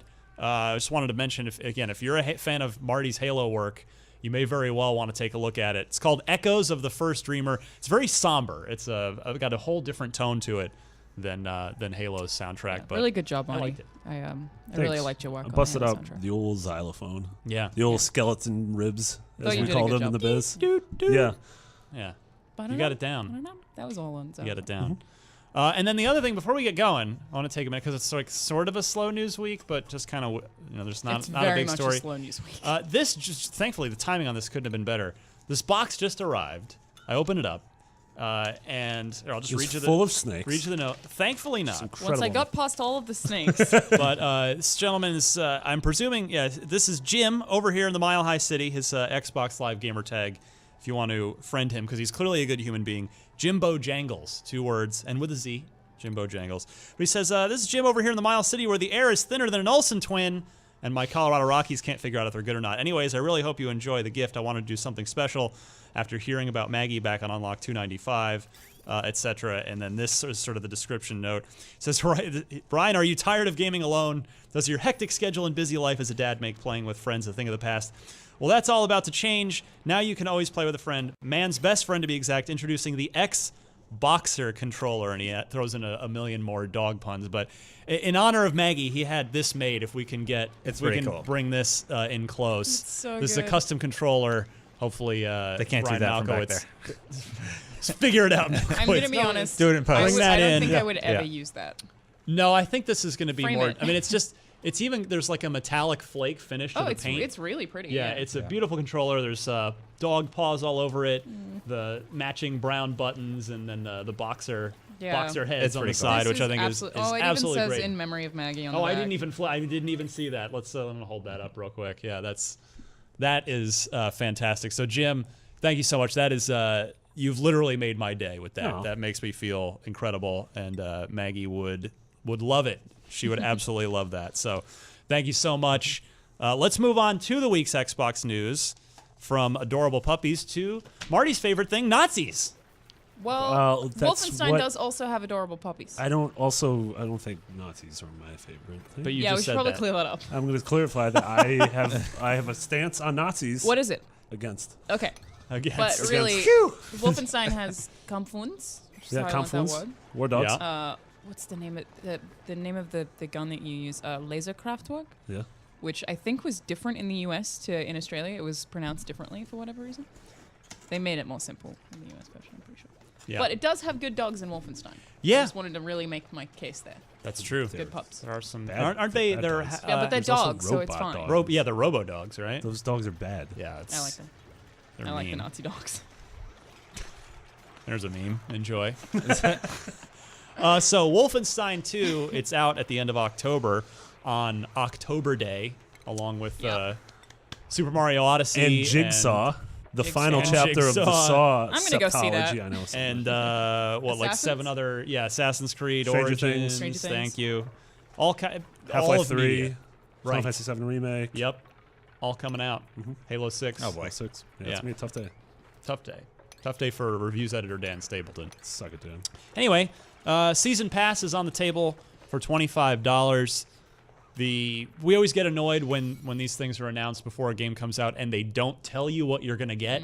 We at least have some details here. Battlefront problem. This on one what we're sounds gonna cool. get. Yeah, I mean it's obviously it's a single player game. There is no multiplayer. So 3 sort of side story adventures. The Adventures of Gunslinger Joe, described as former professional quarterback Joseph Stallion smashed through Nazi hordes from the ruins of Chicago to the vastness of space. I don't know what that means, but I like it. Well, you start in Chicago and you end up in space. How? Bears, stop Okay, bears. You play the game and find out. Yeah. Thank you. I'm very Make glad that you happen. clarified. So there's one pack as part of the season pass. Then the Diaries of Agent Silent Death. I don't know how stupid these character names are. Like, it's great. It's good Oh, it's stupid. intentional. It's very good stupid. Yeah. As ex-OSS agent and assassin Jessica Valiant infiltrate Nazi bunkers in California, that's here, and discover the secrets of Operation San Andreas. Got that Grand Theft Auto crossover? Maybe really. it's just an earthquake. Could be It's that. just a also. fault line reference. Yeah, maybe. I'm sticking with the Grand Theft Auto crossover. I'm sure Rockstar will be CJ, totally down for that. Grove Street. I can't finish any of the quotes because they all have swearing. It's like, I guess I just yell those two things. Yeah, it'll work. We got you. We're following Those are the along. only two safe for work GTA quotes. Somebody stole my bike.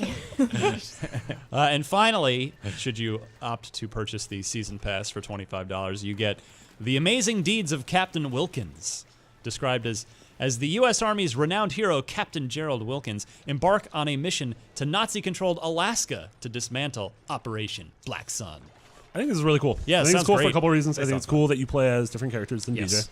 Differentiates it from the core single-player mode. And I think it's really cool that these take place in 3 very different locations. So you assume, California, Chicago space, and Alaska are very different. Yeah. So I think that's cool. This is, Yeah, it's great. continues to be my most anticipated game of the rest of the year. I'm super, super excited about it. But I've also never bought a season pass. Yeah. Is now the time? I don't know. Is it? They I come with mean- games often now. Like you can just buy the X dollar The deluxe version. edition, they give you a little break on Yeah. it, right? Well, Yeah. if it ends up being, like little bite-sized pieces of something in the same way that, like Bioshock Burial at Sea was, like that didn't count as a season pass, did it? I don't remember. I don't.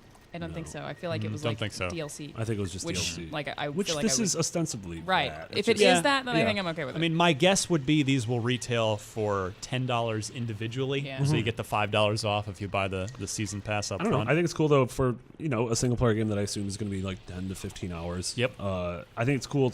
I'm going to burn through that pretty quickly after the game comes out. But then if 2 months later one of these comes out, and then 2 months, and then it's cool to play what Absolutely. I assume are going to be relatively short shooter campaigns in Yeah. a couple months. Totally. Like, sounds great. Yeah, 100%. Love it. Yep. Moving on here, EA is merging 2 of their studios. Good. BioWare Montreal. You haven't heard the story yet, Destin. I like it. You've already passed judgment. Dude, Destin loves mergers. It's like how I the feel best. about Nazis. It's the opposite of how Destin feels about mergers. Nothing ever goes wrong when mergers happen. Nothing ever goes wrong when mergers happen. As someone It's never been who bad. was a 1UP.com employee when we merged over here. See, it worked flawlessly. Yeah, it did work really well for you. Yeah. Yeah. Look at It's all right for you. like, Look at you. You're a big boy You have a executive fancy editor new now. title. Yeah. It worked. Mergers are great. You talk about your love for Nazis? That was probably something that would have flown fine Yeah, on this is- 1UP. this No is one the was thing reading that 1UP. we've So. brought up enough Guys, in I'm this going episode that it's to a reiterate recurring again, the very anti-Nazi. I went to Auschwitz after as when I was visiting my grandma in Poland. Like for I fun. went there. It wasn't for fun. It was for educational purposes. I'm so sorry, this why I Marty. can't Yeah, post we really it? got you into a trash We fire can't here. figure it out. Anyway, EA is merging BioWare Montreal, the developers of Mass Effect Andromeda, into EA Motive, which is their other Montreal studio that is making the single player for Star Wars Battlefront 2. Mitchie D shout out, recognize, real R.I.P. recognize It's real. so weird that it's so weird. It is so weird that he wrote that game. It's amazing. Very Do you true. I remember know, when he it's said incredible. that game wouldn't exist? Getting a demo at E3 from Mitch, it was one of the strangest moments of my career because that's happened in a blue moon where a former longtime coworker goes to the other side of the table Yeah. and it's just like, what are we doing? This is weird. That happened. Dan Amrich got a South Park demo from him last year. pretty It's just crazy. like, this is strange. Yeah. Very Like- proud of Mitch. We miss It's like, him. hey, Mitch, equally what you up. doing? I'm demoing for you today. Oh, cool. Oh, so and you wrote this, huh? All right. Remember the time knife? Those are much prouder days. So EA issued a statement on this. The teams in EA Worldwide watch how much nothing they can say in 4 sentences here. The teams in EA Worldwide Studios are packed with talent, and more than ever, we're driving Lots of collaboration between studios on key projects. With multiple major projects in development in Montreal, we are merging BioWare Montreal with Motive Studios.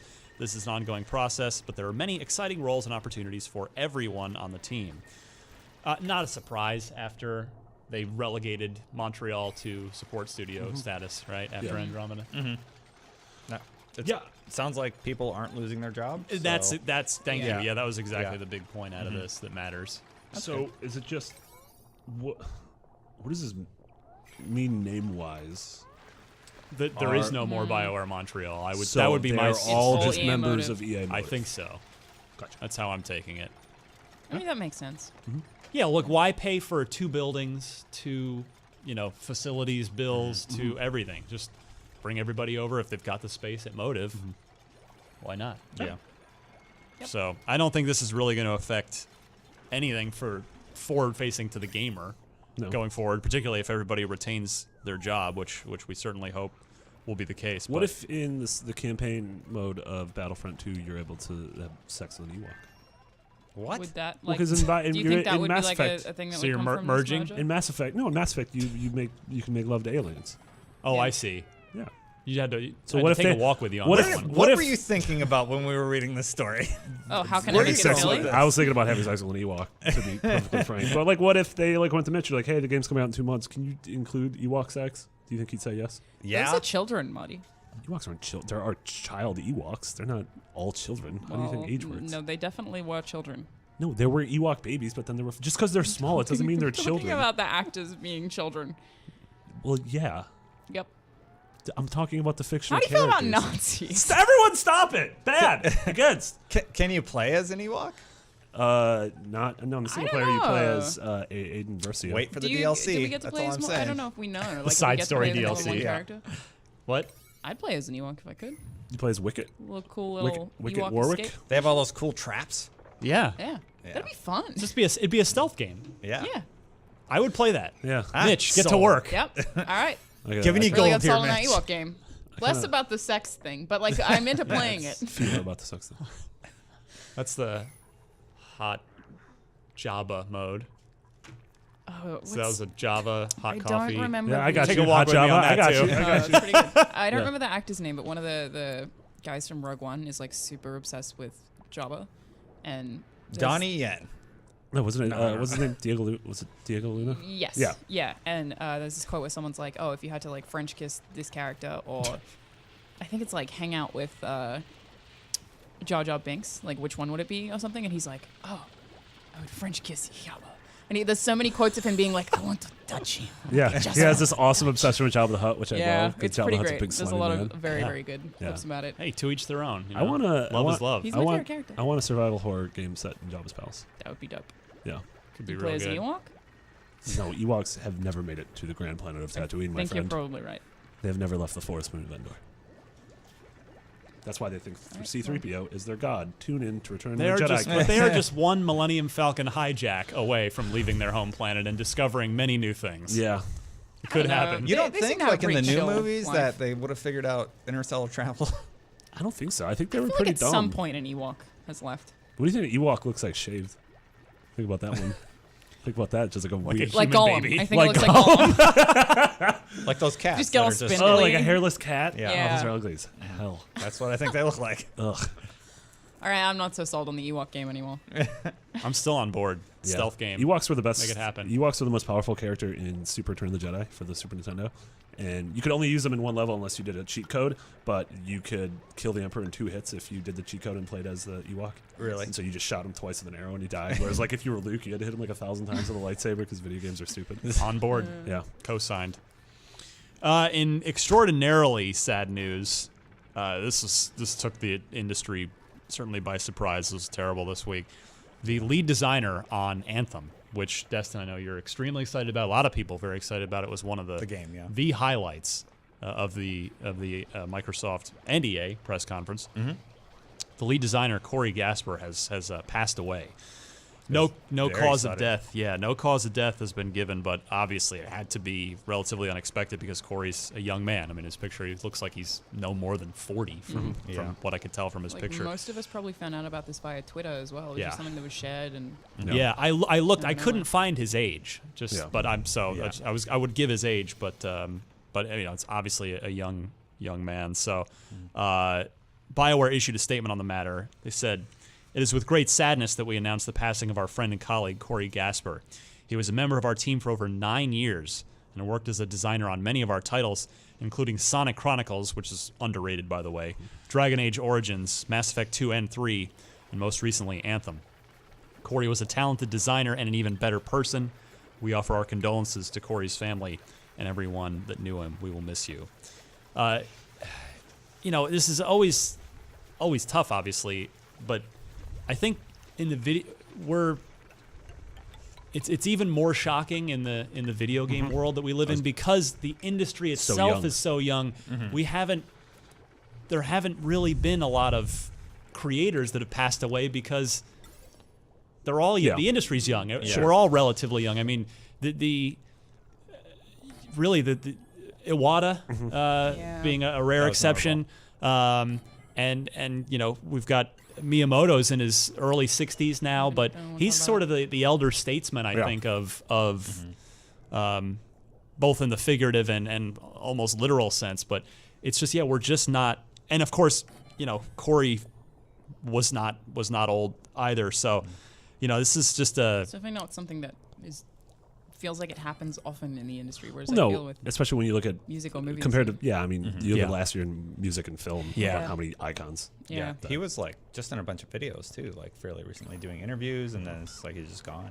It's very surprising. I believe they're doing a fundraiser for his family actually. Oh, that's awesome. So if you can find that for next week's show, that'd be great, and we can give that out. Yeah, be fantastic.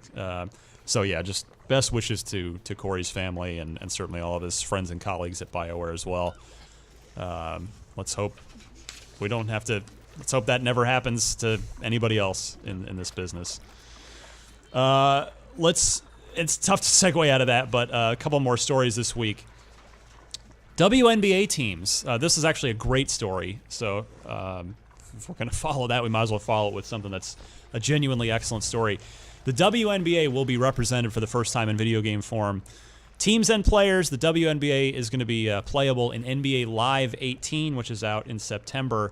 You'll recall, of course, NBA Live has been on hiatus for a little while. EA's been they took it back to the drawing board, and they're on their way with it. But the WNBA, the female players, the female league is going to be represented, and this, you know. I'm curious to hear your reaction, Alana. Certainly, as you're in your time at IGN already. I was gonna make a joke being like against, but I laughed before I could say. It's great. Go ahead, because you've been such a champion of women in gaming and equal representation. Yeah, especially in this kind of thing. Like, there's no reason for them not to be included. Exactly. Like, literally no reason. Like, even for people who say, like, in professional leagues, like, well, women aren't as fast. Like, none of that is necessarily true, and is an annoying argument. But in a video game, it's like every player can be equal, and if I get the chance to play as a woman, I'm always going to feel better. Well, and what I love about this is not only the representation factor, but the fact is, even if you don't follow the NBA, but you like basketball, you fire up NBA Live, and this is in here, and it's effectively a new gameplay mode. It's more gameplay variety for you because I've watched a little bit of the WNBA. I confess I don't follow it super closely, but it is a different style of game. You know, it is more of a passing, shooting game. It's more below the rim than the above the rim NBA game. So it is like playing a different game mode. Yeah. So even if, like I said, even if you don't follow the WNBA, it's sort of a different flavor of basketball to try out. So I just kudos to EA for this is they recently in the past couple of years FIFA women's FIFA. That's cool. Yeah. I just don't see why not, you know. Yeah, absolutely. So great stuff there. I got to play NBA Live this week. The embargo's next week, so whenever the embargo is, I'll tell you a little bit about. I got a strap line for you if it's good. Slam dunk, Good job. or if it's bad, an air ball, or if it's fine, 2 points. You're writing it all down. It's incredible. It's just gold, Jerry, gold. So Executive. there's that. I'm so sad that the camera wasn't on me to pick up that intense eye roll that I just. Actually, I heard a strain. Yeah, they're still her eyeballs are still rolling back to where they're supposed to be after that. Next up, evidence is mounting that the Crash Bandicoot remake that hit PlayStation 4 end of June, was it? Yeah. Is on its way to Xbox One. One of the remaster's UI artists had shared a video of the remade Crash trilogy running with button UIs with button prompts for an Xbox controller on there. And the video has since been taken down, which is sort of always a a little telling, usually. Yeah, it could be on PC and could be misleading, but Yeah, I mean that happens often. You just plug in your Xbox controller to a PC, and then Xbox prompts pop up. Yeah. Just Yeah. because it's so easy to code that into your game, it's just there. So I don't know necessarily Yeah. if this does mean it's coming to Xbox. That would be fantastic, though. there have been a bunch of rumors, but I kind of seems unlikely to me. I really don't know. Why? You think so? Yeah. Why?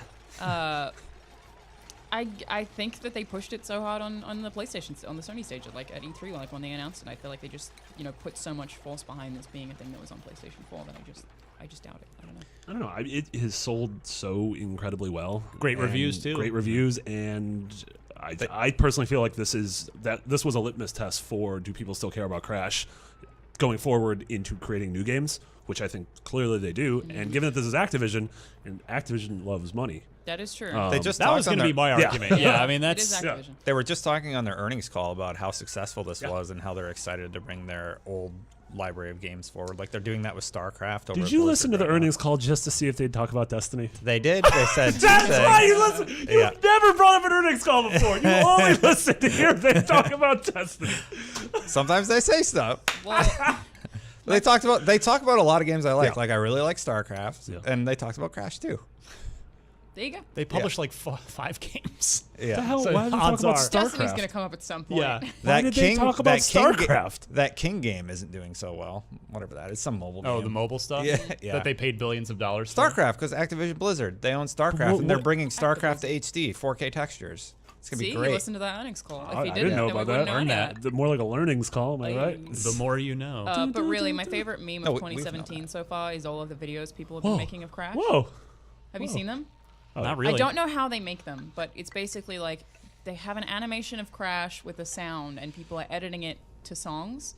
And my favorite one so far like is where this is someone going. edited like the Crash, him making noises to Chop Suey by System of a Down. La la la la la la. It's so good. Oh, what's the name of that song? That's not Chop Suey. But it's like it's just excellent. And there's tons of them, and all these people are making these Crash memes. I'm like, all right, 2017 is okay. It has improved slightly now that we have this. All of my I rights think as a it's- human being are taken away, but But this is a pretty this- funny Crash Bandicoot video. I think that song's BYOB. You're right. It is BYOB. Yeah. Wow, you learned. Everybody's Dropping this- going to just the Destiny. party, have a real Yeah, good I like System of a time. Down. Oh, I love System of a Down. Yeah, cool. You should listen to Crash Suey. Yeah, Is it called Crash City? That's really good. Yeah, good. so my thinking on this is along with Marty's. It's when was the last time Activision made a console exclusive game? It's a good point. Jesus. I guess, like, They're I the had- most What shame about like it? they're the most unapologetic, shameless. We're only in this business for the money publisher. And hey, sure, that's they don't try to hide it. So Like, if literally, when was the last time? that's what I'm saying, I don't know if it's happened. Call of Duty I wouldn't be 2. like, Crash made it to Xbox. I'm so surprised. Like that's not the reaction I would have. I'd be like, oh, great, it's coming to Xbox. think I feel the same I'm way. not surprised though. I think that, Yeah. I think it's going to come to Xbox, PC, and Switch. Yeah. Oh, dude, it'd be big on so Switch. good on Switch. Yeah, it's the perfect kind of game on the go. Yeah. Everywhere around the office, all I hear these days is, but imagine if it was on Switch. I think that about every video game at this point. Right? Everybody wants it, like the mobile, Yes. the mobile version of their Yeah, game. Halo Wars 2 on Switch, like that'd be amazing.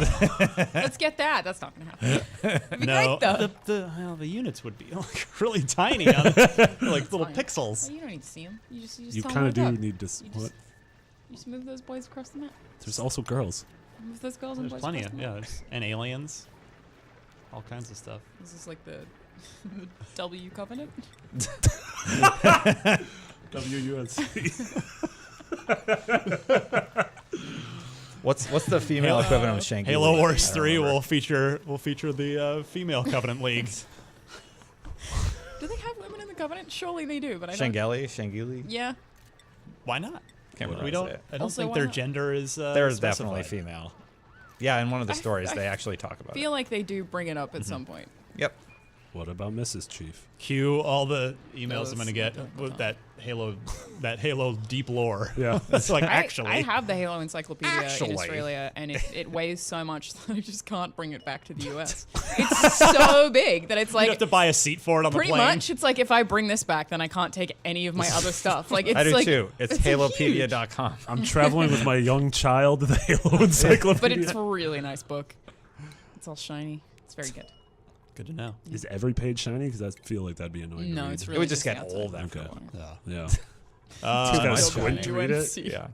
It's too bright. Oh, the old wonk. Destin, the final official release for Ark Survival Evolved, which has been huge Yeah. on Xbox One specifically, as it's been in game preview for like 2 years, Yeah. year and a half, something like that. Looks like it's been pushed back. It has just been pushed back. The final official release, yeah, you're gonna have to wait a little bit longer. It was supposed to be next week. It's gonna be the end of the month instead, August 29th. Have you played this No, recently? I haven't. I haven't played it. It's one of those ones that I'm like, I need to play this game. I know I do, and I just haven't yet. It's like survival game with dinos. Yeah. It's great, but it Yeah. largely has a younger player base. Like it definitely feels that way when you play, or at least it did when I did, which was back on PC like That's fine. several years ago. But Wait, what? I don't talk to people Really? anyway. yeah, a lot of young people play Ark. Yeah. Like, Well, at babies? least like the way that I felt when I played it was overwhelmingly like a lot younger than I expected. Like Do they? Can you It's not like speak? 12. Teach? Like, is it open mic? I think it is now. It's open mic night, not Survival I Evolved. think so. they're working on their Type I don't know. 15. No, I just mean in terms of forums. Like it was just the community around it. Oh, okay. Maybe Yeah, we're I'm playing Ark interested in Babies. it. I'm Yeah. glad it's getting a full Ark. release. Yeah, it's been a long time coming. Babby evolved. I haven't played it since when it first went to Xbox preview, when it was first playable publicly on an Xbox. The developers came in here and I did a live stream with them, and it was very, very much in development at the Yeah. time. But I could see the potential in it. There was definitely the potential there. So it'd be great to see how it turns out in the I'm end. still super excited about We Happy Few. I think about that game all the time. Yeah, it's that one's really Like, gone the gone time that we quiet. streamed Oh, that yeah. was like That was so much fun. that was like one of the most fun thought that was streams that out. I've Yeah. done here. Like And that was, like, I well over a really year liked ago, it. wasn't it? Yeah, I think so. Yeah. We have the highlights reel of that up on the YouTube channel actually, of like the dumb stuff we did on that stream. But it was like the game was so fun. Yeah, because it was originally the kind of mostly open world roguelike type of elements, but was it E3 last year? Yeah. It was on stage. They showed the more sort of narrative driven stuff, Right. which It's I got only to the play. opening 15 minutes. Yeah, of and it was great. Yeah. I really liked it. Yeah, but is it still in early access or no? Because it was like when It we must played be. it, that's what it was. But Yeah, it's kind of It's not going. adding it's to it, not like- out. Yeah. well, I know it's not out. But is there a thing where do games sometimes like pull off of early Well, access? no. I don't know. I don't I think don't- they'd don't stop think so. taking people's money. So True. It, I could be wrong. I'm just not gonna say anything. All right. Okay, that's good. Well, because I know a bunch of stuff and I don't know whether I know it because it's just if you out should there know or it if or I not? shouldn't know it. Right. So I'm just gonna shut up. Yeah. Nazis are bad, guys. I was gonna ask you about that. Yeah. How do you feel about it? No, I'm still against. I haven't changed too much. It's early in the show yet. There's still time. To quote my friend Indiana Jones, Nazis, I hate those guys. Are you Harrison really Ford. friends with him? Harrison Ford? Yeah. I was in the same room with him in Yeah, E3. me too. Yeah. It was pretty Best cool. friends. It was pretty cool. A lot of us were in the same room. I think it was just a You're large all the room. best friends. I think so. Yeah. Yeah. Yeah, that's how it works. Yeah. Do you think he knows anything about those Ewoks? Don't ask him. I feel like that would make him mad. Yeah. It does seem like he would get mad if you asked Yeah. him that, doesn't it? I think so. Do you think, Mr. Ford, I have a question. Did anyone ever have sex with the Ewoks? Do you think an Ewok ever got to Jabba's palace? He'd be like, son, aren't you an executive? I'm an executive. I never said that in that voice. You and said also, it that why do I way. sound like a ghost? It's a natural voice. Marty putting I the don't think you sound like enthusiast in enthusiast media. Mr. Ford? All right, let's finish up news here. The Regalia. Those of you who are into Final Fantasy 15, This is kind of cool. if you happen to also own Forza Horizon 3, you can now you can drive the Regalia in Forza Horizon 3 if you own both games. You should just check your messages, your system messages. You should have a free code in there waiting for you. How great. How cool is that's that? awesome. It's so Yeah. good. Yeah. This fictional, giant, crazy future limo. Yeah, Yeah. I also just kind of now I want them to start adding a bunch of fake cars to the game. Like I mean, they have. kind of want a Batmobile. The Back to the Future want DeLorean the that Back to the actually Future They'll time never travel. get the Can it Batmobile. can That would time be travel back to awesome. Forza Horizon 1. Well, and then it's all of Forza Horizon DeLorean 1. and the Batmobile. That are would be both in Rocket hilarious. League, so I feel like You there's hit less of 88, you just go back game by game. Yeah, this is great. I just hope you don't have to like fuel it up. Oh God, Because that's like my least that's a favorite real part. yeah. But I like being able to ride Getting around. stranded somewhere with no fuel and you're like, oh, guess I'm Cindy! walking in one direction for an hour. Cindy! Oh, Yeah, it's the worst. This is cool. This is cool from both both Forza Horizon and Final Fantasy 15 have done separate but very cool jobs of continuing to update the games and just making them better. Which is awesome. Here's my question for this, for you guys. I'm going to go around the table. All right. Who picked up the phone on this one? Did Playground call Square and be like, yo, Yeah. how about that we get that regalia in this game? Or does Square call Playground and go, you know what? Your game's really good. I kind of feel like Let's put our car in it. It's like a thing that happened at a party, I think. that's what I was gonna say. Yeah. Like, oh, yeah, Like yeah, two let's people who talk. work together met were And like, then they that'd be actually dumb made it and happen. cool. Yeah. Yeah. Like, you think wasn't this that formal. I can sorta happened see at that. like an E3 party? Or like Yeah. two people who are friends. Like GDC maybe? Yeah. Yeah. Or something like, I'm assuming Phil Spencer visits most giant third-party studios, and so he was like visiting the Square office in Japan and met Tabata and said something about like Horizon. Yeah. Yeah. I feel like it was super casual. I like that canon. Yeah. Just like You happening like really at that? a You party. can't call it canon. It's canon. You just no. You No. things You just aren't made it I think canon. we're okay, yeah. That's Yeah. not how. No, we canons made it work. canon. Not what? Yeah.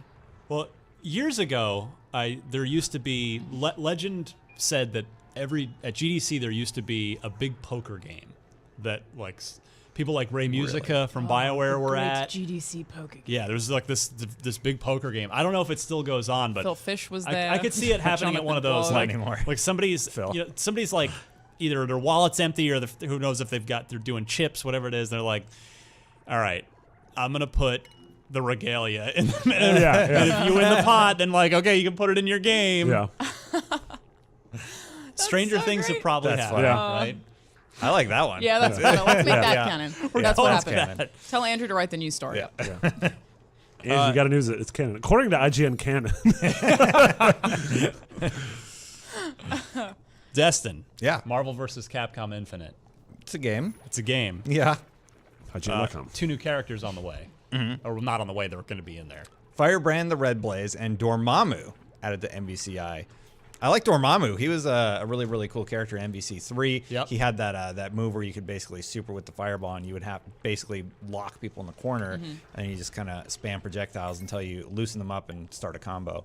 I like Dormammu a lot. I don't know enough about Firebrand the Red. Is that the dragon guy? I don't know either. Firebrand, I believe that's the thing from Ghosts and Goblins. Yes. The red Okay. dragon. So he was also in there. Ooh, there are two pretty cool characters added to the Excellent. roster. Where's Wolverine?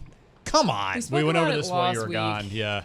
That like we apparently both separately heard rumors from completely different sources that all of the X-Men characters are going to be added as DLC. You have to pay for them. We have Post-launch. absolutely no confirmation on this Well, whatsoever. To be clear. that's I didn't weird. hear it from somebody who I mean, worked on the clearly game. Like, I'll just get the ultimate edition of Marvel Yeah. vs. Capcom Infinite. I mean, clearly, if you look at any of Marvel's current games, they are putting front and center the Characters from MCU MCU. characters. Yeah. I just want a and Mara not Rossum. X-Men. Sort of X-Men and Fantastic Four have been relegated to the backseat. I don't want to retread ground. I feel like we've talked about it a ton, and if you guys covered it last episode, but I want the X-Men. Come on. Yeah. Like they're it's, staples it's of this super series. important. It's Like, weird. Yeah. Yeah. But seriously, I just want a Matarasu. Need My Storm and favorite Wolverine. X-Men, Yeah. Amaterasu. Yeah. She was my favorite MVC3 character. Was it because she was a dog? She was good. Yeah, but also she was, like, she pretty was top really tier. good. Yeah. And her special was like the entire screen. She just, yeah, it's great. You know what game is awesome? Kami. Kami is a really good game. It's a very good game. Sure Oh, is. also, I finished Injustice 2 Cool. since Yeah. the last time that we spoke, and I loved the story. Yeah, I thought it's it was fun. really cinematic and just like a really good use of space and There's a few- swapping between characters. And There's a few scenes where like they beat the crap out of each other, then they're like, "We're friends now. Let's go stop the There bad is a guy." little bit of that. I was like, "All right, like it's silly, but let's go." When you say a good use of space, do you mean like space? I Or do you mean well, like there is kind of a good use of Wolfenstein space. 2 space. They do go to space. Funny. No, you I say actually that. I mean all the like environmental. I Gotcha. don't know what they're called when you smash through the stages. Geez. Levolution. Yeah, I think they're called transitions. Yeah, They're like but, transform the one thing that really annoyed me that was shouldn't have annoyed me at all was if you like you finish off the other character and they're on the ground and then they stand up just to go down Yeah, again. yeah. I'm like, just stay down. Yeah. like, but they stand up and then fall again. You're like, Yeah. it's I guess that's like the end animation. That's been there since like That's one. a Mortal Kombat thing, right? That yeah, has to yeah. be- I totally that- remember that. No, in Mortal Kombat they just fall down. They don't like stand up then fall down. I think it like it you has like to be. to. Original Mortal, like I'm talking about like Mortal Kombat 1 and 2. I feel like that animation totally reminds me of that. They would fall down and stand up. Well, and go if down? if whatever your final move is leaves them on the ground, they will stand They up get up. and then go Yeah. like into the. Yeah. Yeah. I don't remember. I don't know. That rings so a I bell. can't Yeah. say. But I almost wonder if this is like a DC ask, like clearly show that they're not dead. So Yeah. yeah, I don't know. Wouldn't put it past them. Because if they're laying there, the character might be dead. Like you have to. Yeah. That happened in. I don't know if you guys remember in Batman vs Superman when Bruce Wayne's parents get shot in the alley. They stand up and then they fall down. Again. I saw that Yeah, it was No. Martha, to make sure that you know that they're the not mother dead. box. Yeah, Why did you say that name? yeah, Very the, good. old- the old mother box. That's my mom's name. These characters are great for MVCI to close that idea. I think Dormammu was super cool. Yeah, they were both pretty cool in MVC3. I don't remember Firebrand. Yeah, He's a little red dragon guy. He like flies around. Yeah. He usually flies Was he an ultimate more yeah. so than 3? He's an old. ultimate. Yeah. All right, I would Alana. remember a dragon, but He's a small alright. dragon. He's from Demon's Crest. He's almost like more like a goblin. Gotcha. Right.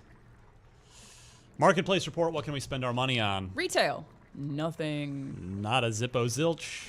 Digitally, you can spend money on Tacoma for $20. That is Miranda next. reviewed that. Next on my playlist. Yeah, Yeah. yeah. Save Miranda reviewed it, gave it an 8.5. Like Save quite a your bit. 60 retail dollars and get an X if you're saving up for that. Womp womp. Call of Duty 4 Modern Warfare Remastered is $40. Hey, finally, Finally, stealth you can get stealth it. drop on Xbox and PC. So okay. if you didn't already have it as part of the what is it, it's the $80 version of Yeah. Yeah. of Infinite Warfare, you can now pay $40 for it Seems like a lot, on its but own. Seems like a little bit of a lot. yeah. Vostok Inc. is $15. The Long Dark is $35. It's supposed to be good, isn't it, Marty? Which one? Long Long Dark, Dark. yes, it is a first-person survival game where you're sort of in like the northern wilderness. And I don't think there's monsters or anything, but it's about like legitimately surviving the elements and Speaking my wolves language and on stuff. this one. Yeah, Yeah, cool. seems cool. Demetrios, The Big Cynical Adventure is $10. Hunting Simulator is $40. What? Shadow Yeah. Tactics Blades of the Shogun is $50. That seems like a lot of money. Cyber Complex is $10. Rugby League Live 4 is $60. Is that like Probably $100 in Australia. And Super Cloud Built is $20. Every week we get to this section, and I'm like, next week I'm going to do my research on these games, and I've been on the show for 4 years. You don't know Bayonetta or Red Faction? No, I think he meant the marketplace. Oh, the Oh, marketplace. the Oh, IP okay. ID at Xbox. Yeah. I thought you were looking forward. No. Well, I mean, maybe we should start doing that if we like. We can make a each look up video. A trailer for one of them each. No, for these. Yeah, we Yeah, literally that's make a what I'm video. saying. For the digital games on sale? Pretty sure, yeah. I don't think we do. No? Oh, okay. We don't. We could. We make a video on we like should. the games of gold and PS Plus. Yes. That's what it is. Sorry. Yeah. Speaking of which, Marketplace, NHL 18 beta, plus 7 new games added to Game Pass this month. Dead Rising 3, Limbo, Dirt Rally, So Many Me, Ultratron, Pharaonic, and Metal Slug. I love So Many Me. what is that? I've never heard of it. It's a good game. I've never heard of it. I don't know. I hadn't either. I was convinced. Limbo is good. How dare you? Limbo's a very good video game. Yes. A little bit. Limbo's good. August games with gold, we have Slime Rancher, August 1st to 31st on Xbox One. Trials Fusion, That's a good one. Welcome to the future. August 16 to September 15 on Xbox One. Bayonetta, August 1st to 15th on Xbox 360 and Xbox One. Very good game. And Red Faction Armageddon, August 16 to 3. Oh, come on. Just it's a Probably it's just a 31st typo. Just on relax. Xbox 360 I really and want. Xbox I One. really. I want Volition to make another Red Faction game. Yeah, that'd be cool. They don't own the rights anymore. What? Who owned it? Pretty sure the IP, like, I don't think Volition has the IP anymore. Oh, that sucks. I'll That double might be check nice. that I after always the thought the show. name- Isn't that a THQ game? Well, it was, but I think the the Got IPs sold were all off. sold off. Yeah, yeah. I'm gonna double check. I always Well, thought the name while you Red guys hang out. Faction was a little weird, hard to market. I don't know. I just thought that the environmental destruction was so cool. That's and like the I don't know why- gameplay is awesome. Yeah, I don't know why more games haven't done that. Destructible environments. Yeah, Like more hold on. shooters. It's cool. You could like It's rip difficult, apart the I think. buildings, and Yeah. Yeah, but like Nordic bought it. oh, THQ Nordic. Interesting. you can get a unicorn that shoots I rainbows. forgot about Yeah. that. The irony is THQ owns it again. the Yeah, new it's that THQ resurrected one. zombie Oh, same THQ. as Darksiders, right? Yes, that's exactly true. correct. But of course, Volition is owned by Deep Silver. So if there is another Red Faction Yeah. game, it won't be owned by, or it won't be published or developed by Deep Silver. And the whole hook, of course, was like if you're going to make a Red Faction game, you need that engine That tech. technology. The I forget what Geomod, Yeah. right? was the name of it? Yeah. Yeah, where you could totally destroy the entire environment. So Yeah. I wonder what the hell THQ Nordic's going to do with it, because it'll take a lot of work to build that. I kind of think that they would do something, but they Put it on Xbox Games for Gold. That's what they're doing with it. Volition Well, was also they were the start. studio attached to the Guillermo del Toro game Insane. Yeah, remember that was going to be a trilogy. It was revealed at the VGAs, and then a year later they're like, it's actually 3 games. And then a year later, still haven't seen a single frame of it. They're like, it's canceled. Never existed. I was like, why did you get so ambitious? yeah. Del Toro has like the worst. Whatever the opposite of the Midas touch is when it comes to the video game industry, that's He's Del got the Toro. cookie curse. What's He's it- just like, you know what, I'm done. Like he just gives up. His Silent Hills gets canceled. The guy can't catch a break in the video game industry. I don't like talking about Silent Hills. I get sad. But PT's so good. I don't like talking about PT either. Oh. I have PTSD. I don't like talking about Konami. PTSD. PTSD. Yeah. Unlock block trivia here. We've got Marty out with a 4-point. That is a 1-month lead. That's what I get for doing an IGN first. Yes, it is. Yes, it is. I'm giving you guys. This is a layup. Yeah, I this totally should know be. this one. This should be no problem. If you don't get this, I'm worried. I might throw you off the show. Destin's gotta go. I don't know it. Destin's gotta go first. So this our friend Malcolm Irons asks, what is the name of Ryu Hayabusa's signature sword that he uses in the Ninja Gaiden games? Is it the Dragon Sword? Is it Rebellion? Reverse Blade Sword? Or Masamune? I only ever played the first Ninja Gaiden, so I'm really worried. I think it's the Dragon Sword. I think it's A. Ooh, that's what I'm going with. You're going to go with that. Yeah. You're going to go with that. Yes. You're going to say that.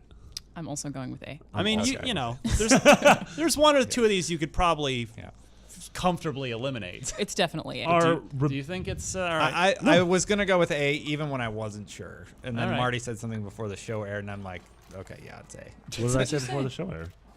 You talked about I said how I was Masamune. anti-Nazi.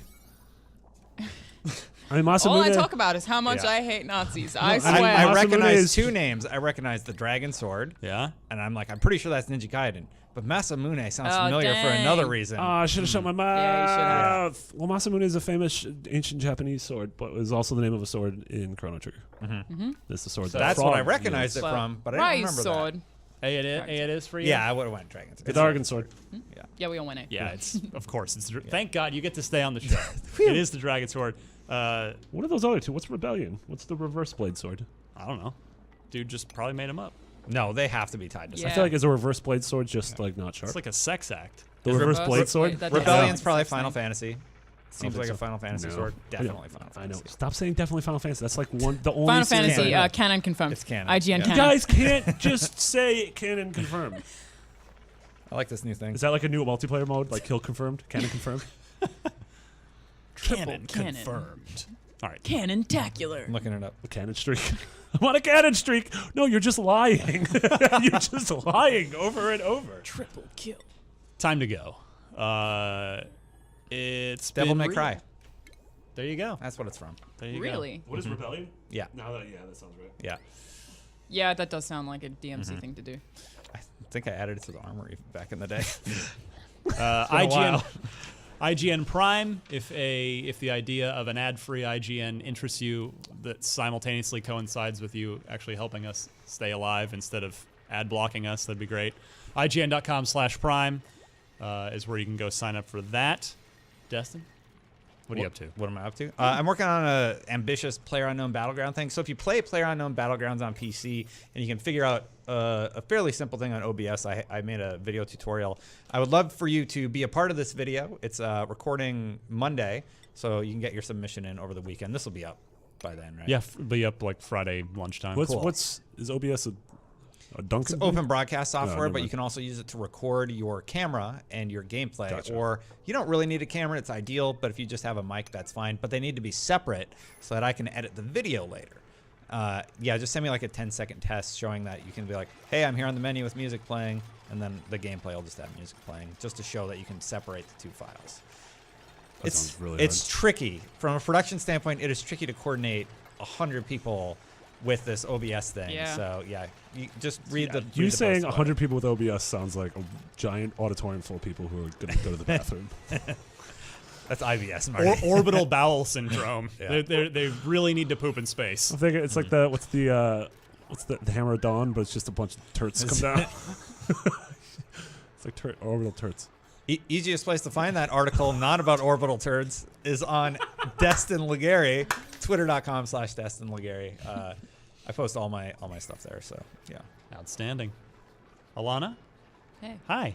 It's good to have you back. Thank you. It's How been a you long time. Too long. She was literally here on Yeah. the show I'm last all right. week. What is Yeah. happening? I have a I've new been gone for cool controller now. That's so cool. Guys, so great. we've been doing Speaking the of show which, the did whole you time. see the 3 controllers I've been promoting everywhere that are now out? The Yeah, 3 new designs. I really like the one with the the red green. one? Oh. Real opposite directions there. The red No, one they're is both cool. Christmas colors. It's very complimentary. They're all very colors. cool. I think I might actually have to. It's my birthday in a couple of weeks. I'm thinking about buying myself that green one. So many summer birthdays around this office. Oh yeah, I guess all my these- birthday is in summer in this country. Yeah. That's weird. Or, Anyway, okay, Well, winter that's birthdays. because for you. parents like banging out in December.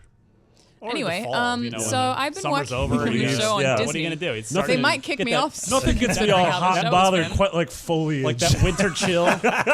You just dive in a leaf pile together and see Yeah. what happens. No, I my don't know. aunt always used to tease me about being a Christmas piles are baby. actually really She'd be like, gross. "You know how you exist? Yeah. Christmas happens, Slugs. So- New Year's Yeah, happen." 9 months almost to the day before I was born, my parents went to a Simon and Garfunkel reunion concert at Wrigley Field. And so I'm like, you guys probably banged that night. Anyway, yeah, hosting a show on Disney XD. Hey, Disney, what's it's up? Family friendly. They told me that I'm not allowed to talk about any mature content outside of work. They made me, be really family friendly, and I'm not in the show anymore. What's more family friendly than the act of conception? I can think of a lot of things, but we do actually have some really cool coverage up on that show right now. One of my favorite things that's coming up on when the show starts airing again. We're basically having a 2-week break and it comes back. Is Hiatus, they call that in the business. hiatus. I'm going to Gamescom, so we're filming a bunch of stuff there, which is really exciting. But also, Duggan actually put together this PlayerUnknown's Battlegrounds That we can't video use. that he basically had to edit like unicorns and rainbows over all the violence. That game's not that violent. It's very good. It's very violent. Yeah, I've been doing like tons of cosplay features on there. Yeah, got some exciting stuff that we're working on. So when it comes back on I think it's back on the 14th. It'll be on Disney XD at night, which is called Disney XP when they air, and then the full show is on IGN every single morning. So that's what I'm Fantastic. doing mostly right now. Groovy. Marty? You can find me at Orbital Turrets. I think it's Their about time Twitch you handle? changed your Twitter handle. from McBiggity to Orbital Turrets. Yeah. Over the weekend I got to fly to New York to review the Dark Tower, so I'm gonna be doing a little bit more How was it? entertainment coverage. It was mediocre. I think I said in an email I called it aggressively average. How was the New York trip? New York's the best. I went to New York's Sleep No great. More. Oh my God! If you don't know what Sleep, I think Mitch and I have talked about Sleep No More on this show before. Well, it seems to have influenced a bunch of video games. Like it's Yes. relevant. So Sleep No More is a interactive production of Macbeth that Wow. is in this 5-story warehouse in Chelsea. But the whole thing is, it is all going on in real. Chelsea!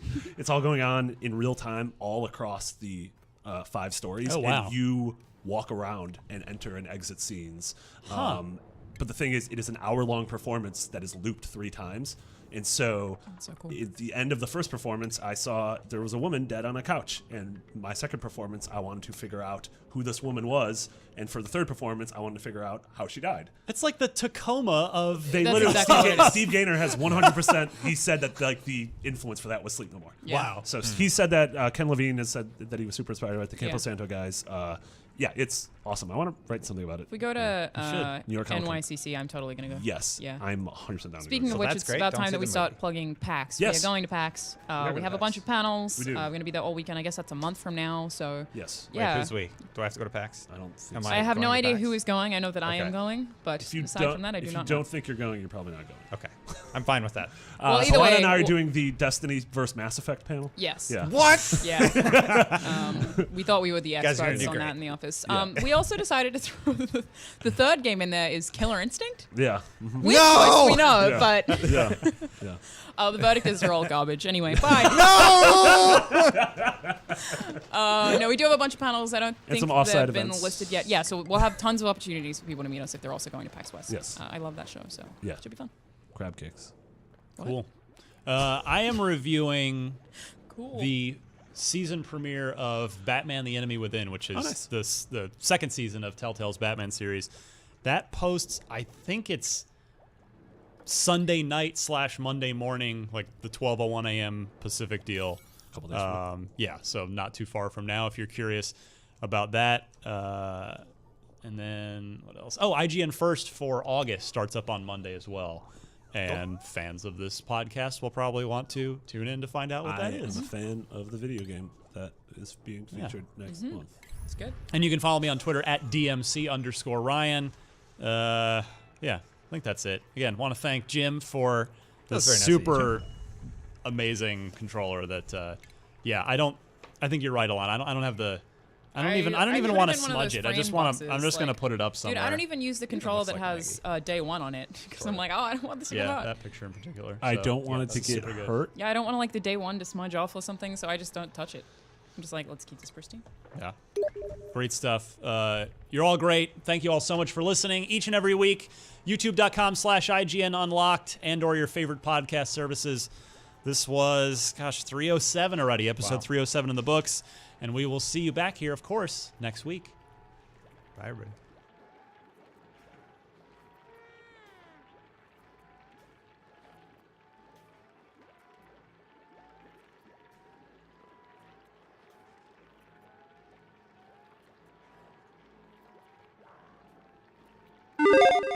Hey folks, today is Friday, August 4th, 2017. As usual, it's me, Jake, here to talk about some stuff every Friday, video game stuff. Let's get right into it. First things first, The Killing Floor 2, for those of you that don't know, is going to be dropping on Xbox One. But why it's really in the news is because they've stated that they're working on an Xbox One X version. But most interestingly, when reached for comment, one of the lead developers claimed that the Xbox One X couldn't run The Killing Floor 2 at 4K. The senior graphics programmer on The Killing Floor 2 had some interesting things to say, most notably saying that to port from Xbox One X to an Xbox One X version took only like 4 hours of easy programming, and it was no problem and seamless. But he said that on Xbox One X it runs at native 1800p as a fixed resolution without checkerboard rendering. He did say they experimented with true 4K rendering 100%, but the frame rate drop was a bit too significant. He did also say that it runs at higher frame rates on Xbox One X. But ultimately he said that they could not get it to run efficiently at 4K. How do you guys feel about that? Because of course it's the title of this video, it's had a lot of console people on both sides freaking out, and honestly too, 1800p, right? It's not that far off. It's not that bad. 2100p. Yeah, that's pretty good. So no, I don't think this is like going to spell gloom and doom or anything for the Xbox One X. I think it's just another thing that's going to help tamper people's expectations that these upgraded consoles still aren't going to really push power like some people are expecting. Better graphics though? Yes, absolutely. And I think the Xbox One X might still be good for that. He did go on to say that they are using the ultra textures on the Xbox One X version, which is nice. But that 4K talking point, the big marketing buzzword, is a double-edged sword because it'll get people hyped up thinking 4K is the greatest thing, and then anytime that something isn't 4K, it shoots them in the foot. So honestly, with this stuff, I don't really know what to think. Especially people who play on PC primarily, we're not really worried about this stuff. But as someone who's been using a PS4 Pro and that doesn't think it's the biggest upgrade or jump from a PS4, I don't know. I don't really know about these upgrades, so I do want to know what you guys are thinking. But something that I've been dying to talk about ever since I read about it, The Witcher 3 is getting a coloring book. Yes, an adult coloring book, which is apparently a thing. They do actually publish coloring books out there geared towards adults who just want to relax and turn their brain off and color.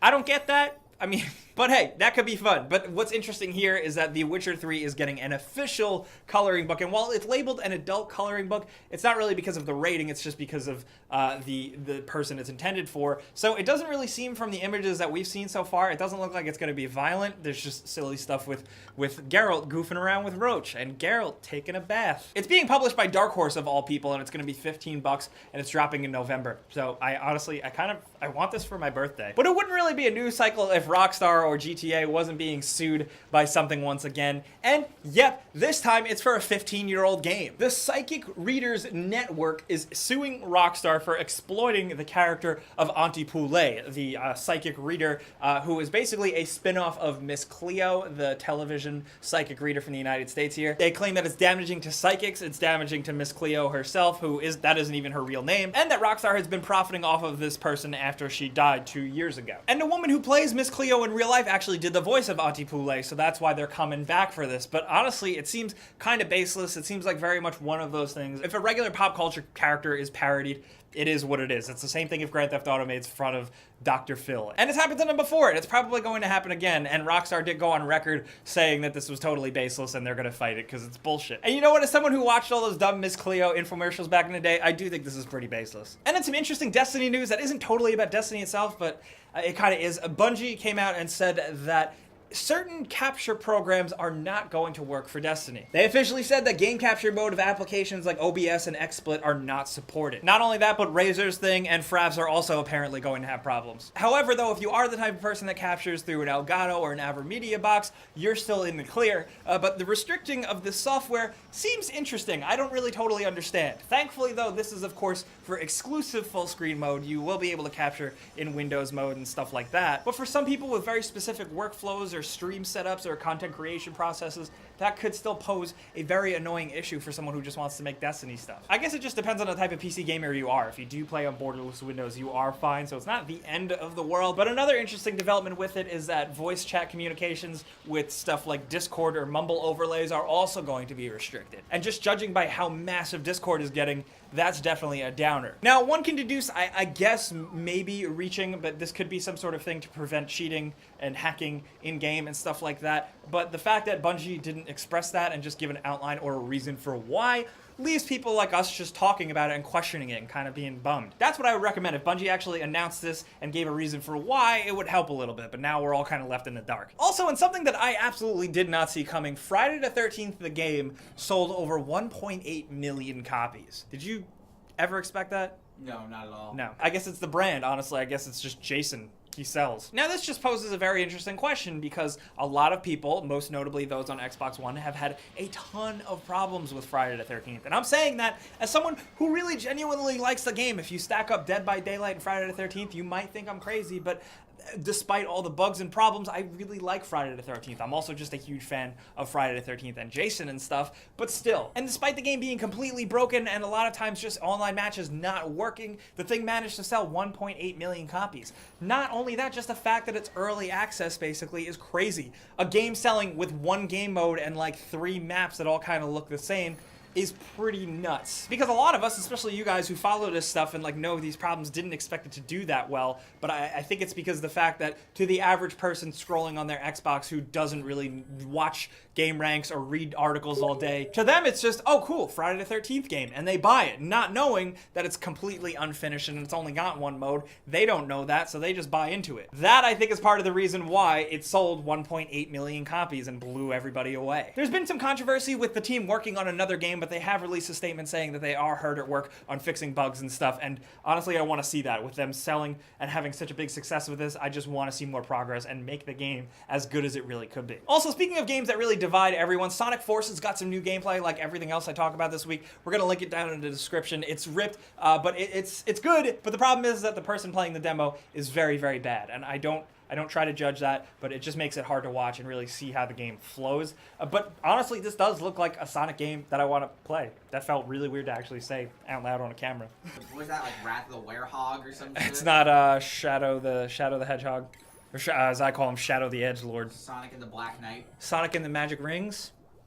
Sonic and he makes out with a lady. Sonic and the sex with a human woman. But you know, every week we like to see what goes on the internet and point out things that people make involving games. And we have to talk about this Legend of Zelda Nintendo Switch case. This thing looks absolutely awesome. Props to them. I really want one because we all have, I think we all in the office have the same Sheikah Slate case for the Nintendo Switch. and it's ugly. This is one of the coolest Legend of Zelda cases you could probably get, and I'm really jealous. But in other news, we got some new Persona announcements. Most notably for the Nintendo 3DS, we're getting Persona Q2. It also hinted, using the logo of Persona 5, it suggests that we're going to get Persona 5 characters in Persona Q2. So that's something to look forward to if you're a Persona fan. But we also got more announcements of Persona 3 and 5. 4 and 5? 3 and 5. 3 and 5. What are they doing? They're dancing? They're more dancing games. Yeah. It's like dancing all night. So if you're already done and you're not still grinding through Persona 5, that's definitely a couple things to look forward to. But moving on. Oh, Yes. Persona 4 Dancing All Night actually introduced lore, and it was a continuation of the Persona 4 story, and not like a side story, non-canonical thing. It is a canonical sequel to Persona 4 that takes place after the events of Persona 4. I don't care. But in some other news, Nintendo has come out of the woodwork and announced that the SNES Classic pre-orders for North America will go live at the end of August. So if unfortunately you were one of the people, we talked about it last week, you pre-ordered on Walmart and your stuff was canceled, now you gotta stay awake and hopefully catch one of these. It's going to be available on Amazon, Target, and Best Buy, so keep your eyes peeled. But that's some of the stuff we wanted to talk about this week. You know what's next? That free console giveaway we do every single week. There's a link below, you click it to sign up, you enter once, then you're entered for good, and then every single week we go in and randomly choose one person to win a free console of their choice. And this week's winner is gonna be this person right here. Congratulations. Be sure to keep an eye on your inbox and your spam box over the next couple of days because we're going to be getting in touch with you to figure out how to send you your console. But that's some of the stuff we wanted to talk about this week. So now let's talk in the comments. How do you feel about the Xbox One X and the whole 4K thing? Do you not even have a 4K TV and you don't have a horse in this race? Maybe you just want more graphical power. Are you happy with that? Have you been using a PlayStation 4 Pro and do you think it will stack up to an Xbox One X? Let's talk about any of that. But also, let's talk about Sonic Forces. Am I crazy? Am I the only person that thinks it looks really good? Also, how do you feel about Friday the 13th? Do you think a game selling 1.8 million copies that is barely even a game, it should be a thing? Let's talk about any of that stuff down in the comments. I'll be down there talking to you guys as much as possible, but you know where to find me as well if you want to send me free money, candy, hate mail, bombs, at Jake Baldino on Twitter, Facebook, and Instagram as well. But thank you guys for coming around, joining Tommy Boy and me, talking about games. Clicking the like button helps us out a lot. It helps me feed Tom. And if you are new and this is your first time here, subscribing is good because we do this stuff. We do before you buys, we do top 10s and stuff all the time. But as always, thanks for watching. We'll see you guys next time. Pizza's on me. What was yesterday? It was. I bought the pizza. It really happened.